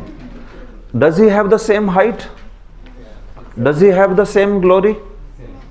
Similarly, when Lord becomes a deity, he has the same glory. So then, we are going into very interesting discussion now. So if this is the thing, then when, who was that? I think it was Dayanand Saraswati, one spiritual leader. He saw that the deity was there, Shivji's deity, Shivji or Ganesh, I don't remember. But from that deity, some bhoga which was kept was stolen away by the rat. And he said, if this deity cannot save the bhoga stolen by a rat, what will it save me? So he said, I reject deity worship. Arya Samaj. This is how he rejected the deity worship. So now you tell me, if Lord is coming in the form of the deity, and if some bhoga in front of Lord is stolen by mouse or rat, what will you say? What kind of Lord is this? He cannot protect his own bhoga. What will you say? That Lord is very merciful. He is providing for everybody. So he is providing for the rat also? Yes. Okay, interesting. He is providing for the rat also. Lord came in the rat. Okay, Lord came in the rat form. Okay, amazing, Muniz. Yes. Because Lord's will that he should eat. But when you do that, when you do bhoga offering and rat comes to eat bhoga there, do you do like this? Bhagwan, you only have come in the rat. You drive away the rat or not? Yes. You drive away, right? Basically, the challenge is there's no hygiene. There is no hygiene, yes. In the worship of deity, there is no hygiene. So that's why you would not want the rat take away that bhoga in any way. Exactly, right? Very nice. Prabhu is picked up very nice. It is Pujari's fault. So now here we are coming to a very great principle about deity. See, these Christian missionaries, when they came to India, they used to catch hold of Brahmanas and say, if deity is Bhagavan, why that deity is breaking? Sometimes deity breaks, no? Bhanga, they call it. If deity is Bhagavan, why that deity cannot protect? When the Mughals are attacking, you are running around here, there. taking the deity. If he is Lord, can't he protect the Lord himself? What kind of Bhagwan is he that he is running around so much? Srirangam was attacked by that Malik Kafur, and 40 years Srirangam temple was closed because they were, they sealed the Lord inside a stone because they would have otherwise broken the deity, and they took the Utsava Murti to Tirupati because the king was powerful. And that Mughal rule continued. So after 40 years they came back and they broke all the stones, and there was the Lord Ranganath Swami. So they restarted the worship like that. So when Lord does not protect himself, so to say, or this all sorts of things, whose responsibility it is that Lord should get the bhoga with proper hygiene, or nobody should break the deity, nobody should cause harm to the deity? Is it Lord's responsibility or is it Pujari's responsibility? It is Pujari's responsibility. So as you said, the deity form of the Lord, you have to know the purpose of that form. The form is coming to offer opportunity to serve. It is like a child who is coming to a devotee. So that form of the Lord is not to manifest its omnipotence. When somebody is coming to attack, Lord, comes there and he kills everyone. That's not what a deity is. That is done by other forms of the Lord, like Krishna. When Krishna comes as avatar, Krishna comes or avatars come. So when demons attack them, then do they not show their omnipotence? They show the omnipotence. But the deity form of the Lord, you have to know the purpose of that form is not to show the power. It is to show, or it is rather to offer the opportunity of service. So if somebody doesn't understand that the purpose of deity form is so that we can serve the deity, then they will start questions, all such questions, saying that, so this Dayanand or whoever was that fellow, so this fellow never understood that, well, if Shivji or Ganeshji is not protecting bhoga from rat, that is not the deity's problem. That is the problem of the pujari. What is he doing? He is sleeping at home or what? So, see, these guys have done a great injustice actually to Vedic realms and all by speaking such ideas. Bhagwan apne bhog ki raksha khud nahi karte to meri kya karenge? See, the point is the deity is supposed to be taken care by the devotee. So every form of the Lord has a certain purpose. So in that Archa, Ramanujacharya speaks about 5 forms, and one of them is Archa. He says Archa Vigraha is for the purpose of awarding the service opportunity. It's not for showing its own power and all that. Still Lord may sometimes do it, like he did some Leela with Sakshi Gopal and all that. That's up to him. He may do it, but that's not how it is. So that's why when the deities are attacked and all, the devotees would take it as their responsibility to protect, because Lord is like a child who has come to me. I should protect him. So that's why, they took the deity around and protected the deity. Even in Vrindavan, all the Vrindavan's deities went to Jaipur. Before coming to all of you, I had been to Jaipur, and I went to visit all these original Radha Madan Mohan, original Radha Gopinath, original Radha Govind, all these deities. What is there in Vrindavan are the Pratibhu Murtis. They were placed later. So you see, yes, this is the point. Yes, Mother. I wanted to ask that you told that in the like in deity worship, like deity form, the Lord is materialized. Yeah, he is coming in the form of material energy. But when he takes when he does the Leela and he comes in the avatar or as avatari, what is his constitution? That is Satchidananda. When he comes in the form that he comes to perform Leelas and all that, the constitution of his body is called Satchidananda. It is called, the constitution itself is called Satchidananda, or Chit Shakti, you can say. That's the word for that. Chit Shakti. Like this mic, is this material energy or spiritual energy? Material energy. It is material energy. See, we are using it in Krishna's service. But material क्या है ये? Is it material or not? It is matter.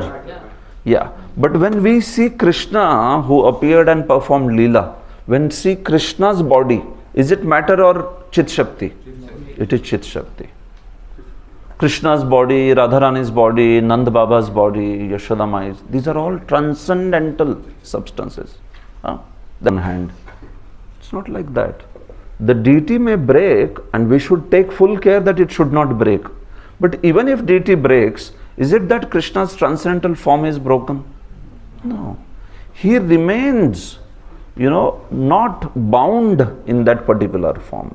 Although we should see no difference between deity and Krishna, but sometimes people, they would question to devotees also like that, saying that, oh, so if Krishna's one finger is broken means now, originally Krishna's finger is broken or what? No, that is a form which is matter, made up of matter, so it will have its effect. After 20, 30, 40, 100 years, the matter will show its nature or not. It will. But still, Krishna is not bound in that. So, see, essentially now what I am trying to tell you is, this is also Achintya Bheda Bhed. भगवान जो है, वो उस deity से अभिन्न है. लेकिन तो भी, अगर, if something happens to that Archa Vigraha, so we should not think that Lord is bound in that Archa Vigraha and because of that now he has lost his finger or he has lost his this. Or he remains transcendental also. He remains separate also in the spiritual world. At the same time, he is there in the deity, that way. So both. So Prabhupada would give example, somebody who is electrical engineer, he can take that same electrical energy and he can make, its effect as heat, like heater. And he can make the same also as fridge, which is cooler. So energy to ek hi hai na? What is that? Electricity. But electricity is appearing as heat, electricity is appearing as cool. So similarly, Lord has that same, his transcendental energy. He can manifest through material energy also. He can manifest through spiritual energy also. Basically, even though he is in that material energy's form, but deity is 100% transcendental. So we don't differentiate between deity and the Lord. One time one devotee said, Prabhupada ji, Krishna is in the deity. Krishna is in the deity. So Prabhupada said, what nonsense? Krishna is not in the deity. So he said, what? Krishna is in the deity. Prabhupada said, Krishna is the deity. Krishna is not in the deity. Deity में किधर है वो कोने में है क्या कोई इधर उधर किधर Prabhupada said Krishna is the deity. This deity not different than Krishna. You have to see like that and you have to serve like that. नहीं तो फिर सोचते बैठेंगे हम लोग कृष्णा डीटी में है मतलब किधर है नीचे है कहीं तो ऊपर कुछ हुआ तो प्रॉब्लम नहीं like that. No, he said Krishna only has manifested as the deity in this way. Okay, so that's the point. So Prabhupada is saying that we will understand that even if the Lord appears before us in the form of material energy, it is quite possible for him to convert this energy into spiritual energy. So that's actually deity where it is coming in the form of material energy, but still it is actually completely transcendental. Okay, why does Lord come in that form? What is the need? क्यों आते हैं? आगे paragraph 5 में यही बात बताई है कि why does Lord have to come in that material form? क्या प्रॉब्लम क्या है? बोलिए. To accept the seva. So why not? He can come in transcendental form, na, to accept seva. Why in material form? Because we cannot perceive. This is the point. Because we can't perceive. Bhagwan to aa jayenge in Satchidanand form. Do we have eyes to see him? No. See, you have to know this point. Krishna's Satchidananda form we can't see by this eyes. Nobody can see. Unless or until you have love of God, no? Prema chakshu. We can't see Krishna's form. So if we can't see Krishna's spiritual form, we can't perceive it. Even if he is there in front of us, we will not be able to perceive. So that's why he is mercifully, he decides to come in a form which we can see. So you see, that's his mercy. Okay, you can't see my transcendental form, no problem. Which form you can see? What can we see? We can see matter. So I'll come in matter form. That's Krishna's mercy. अब सोचो कितना merciful भाव है भगवान का कि ठीक है भाई, till the time you become pure devotee, you are not going to see my transcendental form. तो तब तक बेचारे को कुछ भी स्कोप नहीं है फिर. He has to chant holy names or he has to. So what way we can serve him till that point? So he says, I will come in the form of deity. Till that time you serve me in the form of deity. And once you become fully purified, then I'll manifest my transcendental form. That's actually the philosophy behind deity worship, this way. So let's read this and then I think pause for today. Those devotees, please read this. Those devotees who want to see him by means of material vision are favored by the Lord, who appears in a so-called material form to accept his devotees' service. One should not think that such devotees who are in the stage of devotional service are worshipping an idol. They are factually worshipping the Lord, who has agreed to appear before them in an approachable way. Nor is the archa form fashioned according to the whims of the worshipper. So we are not worshipping idol. They say idol worship. पत्थर की पूजा कर रहे हैं आप लोग, ऐसे बोलते हैं. कई दूसरे धर्म वाले भी बोलते हैं अपने पास, वो भी पत्थर की पूजा करते हैं. So you are worshipping idol, they will say. But actually, are we worshipping idol? No, we are not worshipping idol. We are worshipping the deity, which is an authentic form of the Lord. And Prabhupada says it is not fashioned according to whims of the worshipper. When we make the deity form of the Lord, Krishna के हाथ में क्या guitar देते? What do we put? Bansuri. So why? Yeah, it's favorite instrument. But where do you get this info? Scriptures. That's the point. So the deity form of the Lord is made as per the instruction of Shastra. ऐसा नहीं उठ के मेरे दिमाग में आ गया कुछ तो मैं deity form बना दिया. कृष्ण जो है इसमें गिटार बजा रहा है और पैर से ड्रम बजा रहे डुक डुक डुक, ऐसे कुछ. No. We do what is scripture. In fact, the whole process is so scientific. There is prana pratishtha. If you make a deity, still it is not Krishna. Only after prana pratishtha it becomes Krishna.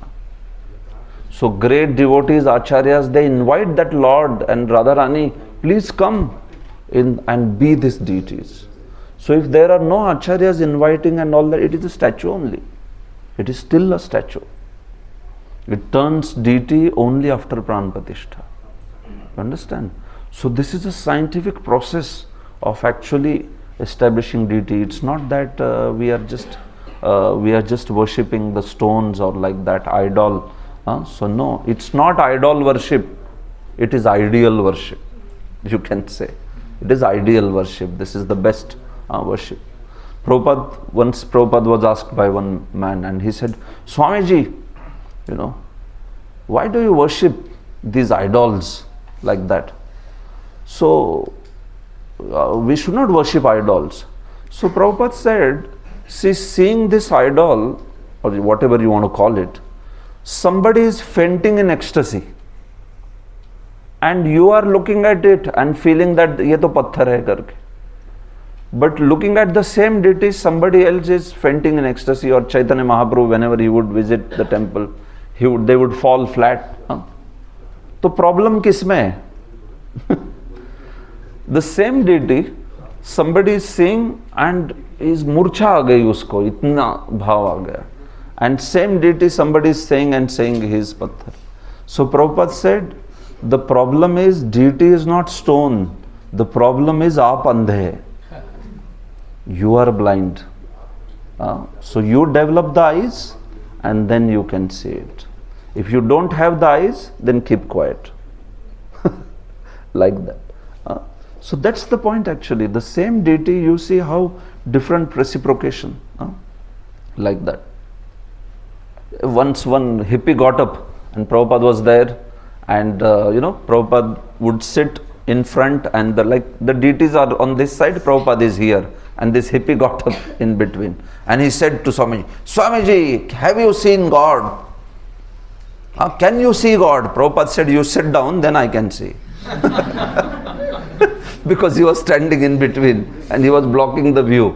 So Prabhupada said, you sit down, then I can see now. And then he was, oh, okay, like that. Another person said, Swamiji, have you seen God? Like that. Prabhupada said, even if I tell you, will you believe? So he said, he was like that. So he said, I will believe. So Prabhupada said, yes, I have seen God. No, I don't believe. That's not the problem. Prabhupada said, that's not the problem. That's why I asked, will you believe? Like that. So he said, whether I have seen God or not, how are you going to judge? Like, what is your criterion to judge? Oh, bichara, what can he say? Like that. And then Prabhupada said, first become qualified to understand that who has seen God, how to understand that. Ki kisne dekha hai, kisne nahi dekha hai. You have to become qualified. You can't be just ignorantly asking, have you seen God? Like that. This way. So that's how the whole aspect of deity worship is wonderful. See, Prabhupada, the Lord reserves, para 6, the Lord reserves the right not to reveal himself to anyone and everyone, but to show himself only to those souls who surrender unto him. So, last point I will say here, Bhaktivinoda Thakur says a deity can be seen or worshipped in 3 ways, and this is important so that we all worship deity, so we have to know. He says there are 3 approaches for deity worship.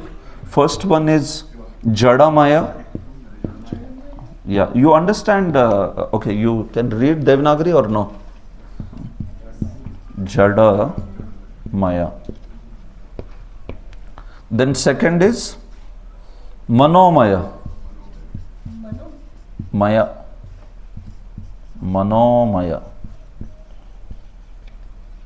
And third one is Chinmaya.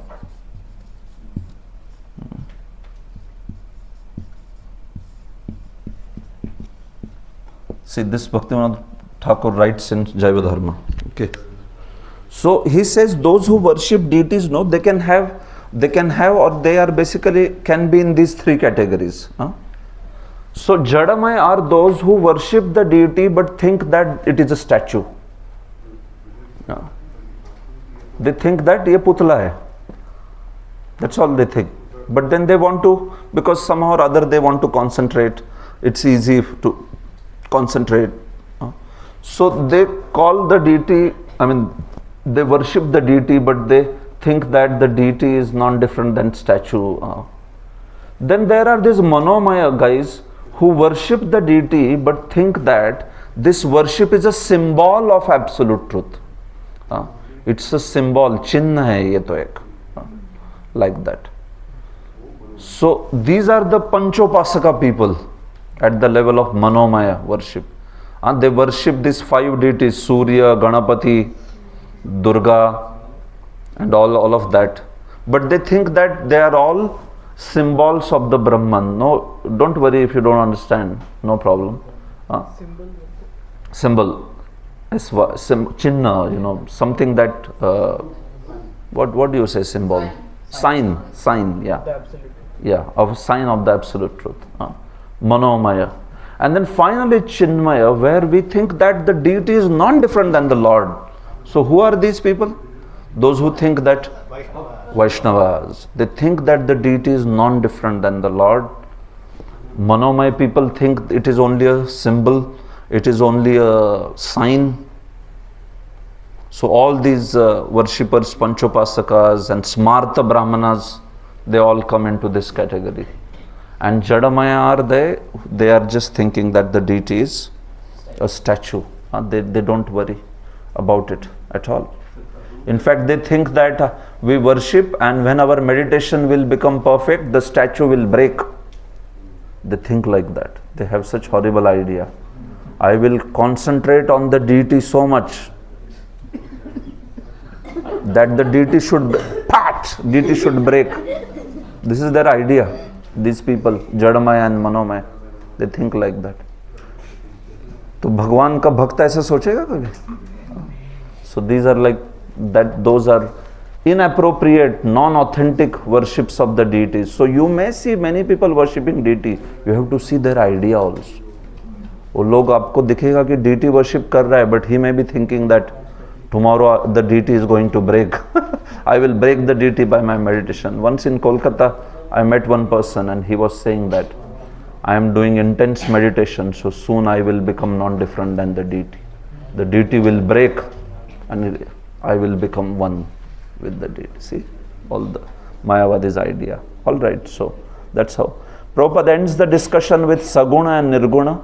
Lord is Saguna, meaning with qualities. And when the word Nirguna is used for Lord, it means not that he is without qualities, but it means he is transcendental to the modes. So those two words, remember, we'll talk about them in Hiranmayena Patrena verse. So don't worry about it here, like that. Finally, Prabhupada brings the discussion to Prahlad Maharaj, how Nrsimha appeared for Prahlad through the pillar, so he can appear for a devotee through deity. Right? Lord appeared through pillar, no? So is it possible for him to appear through a deity then? Why not? He can. He did it. So that's why deity worship is actually the most authentic worship of the Supreme Lord. The fact is that there is nothing but God within and without. Everything is a manifestation of his different energies, like the heat and light emanating from fire. And in this way, there is oneness among his diverse energies. Srila Prabhupada ki jai. So in tomorrow's session, I will cover quite substantial content. Let's stop for today. Thank you very much for your patient listening. Shri Ishopanishad ki jai. Srila Prabhupada ki jai. Any questions? Anyone, or you can ask me personally.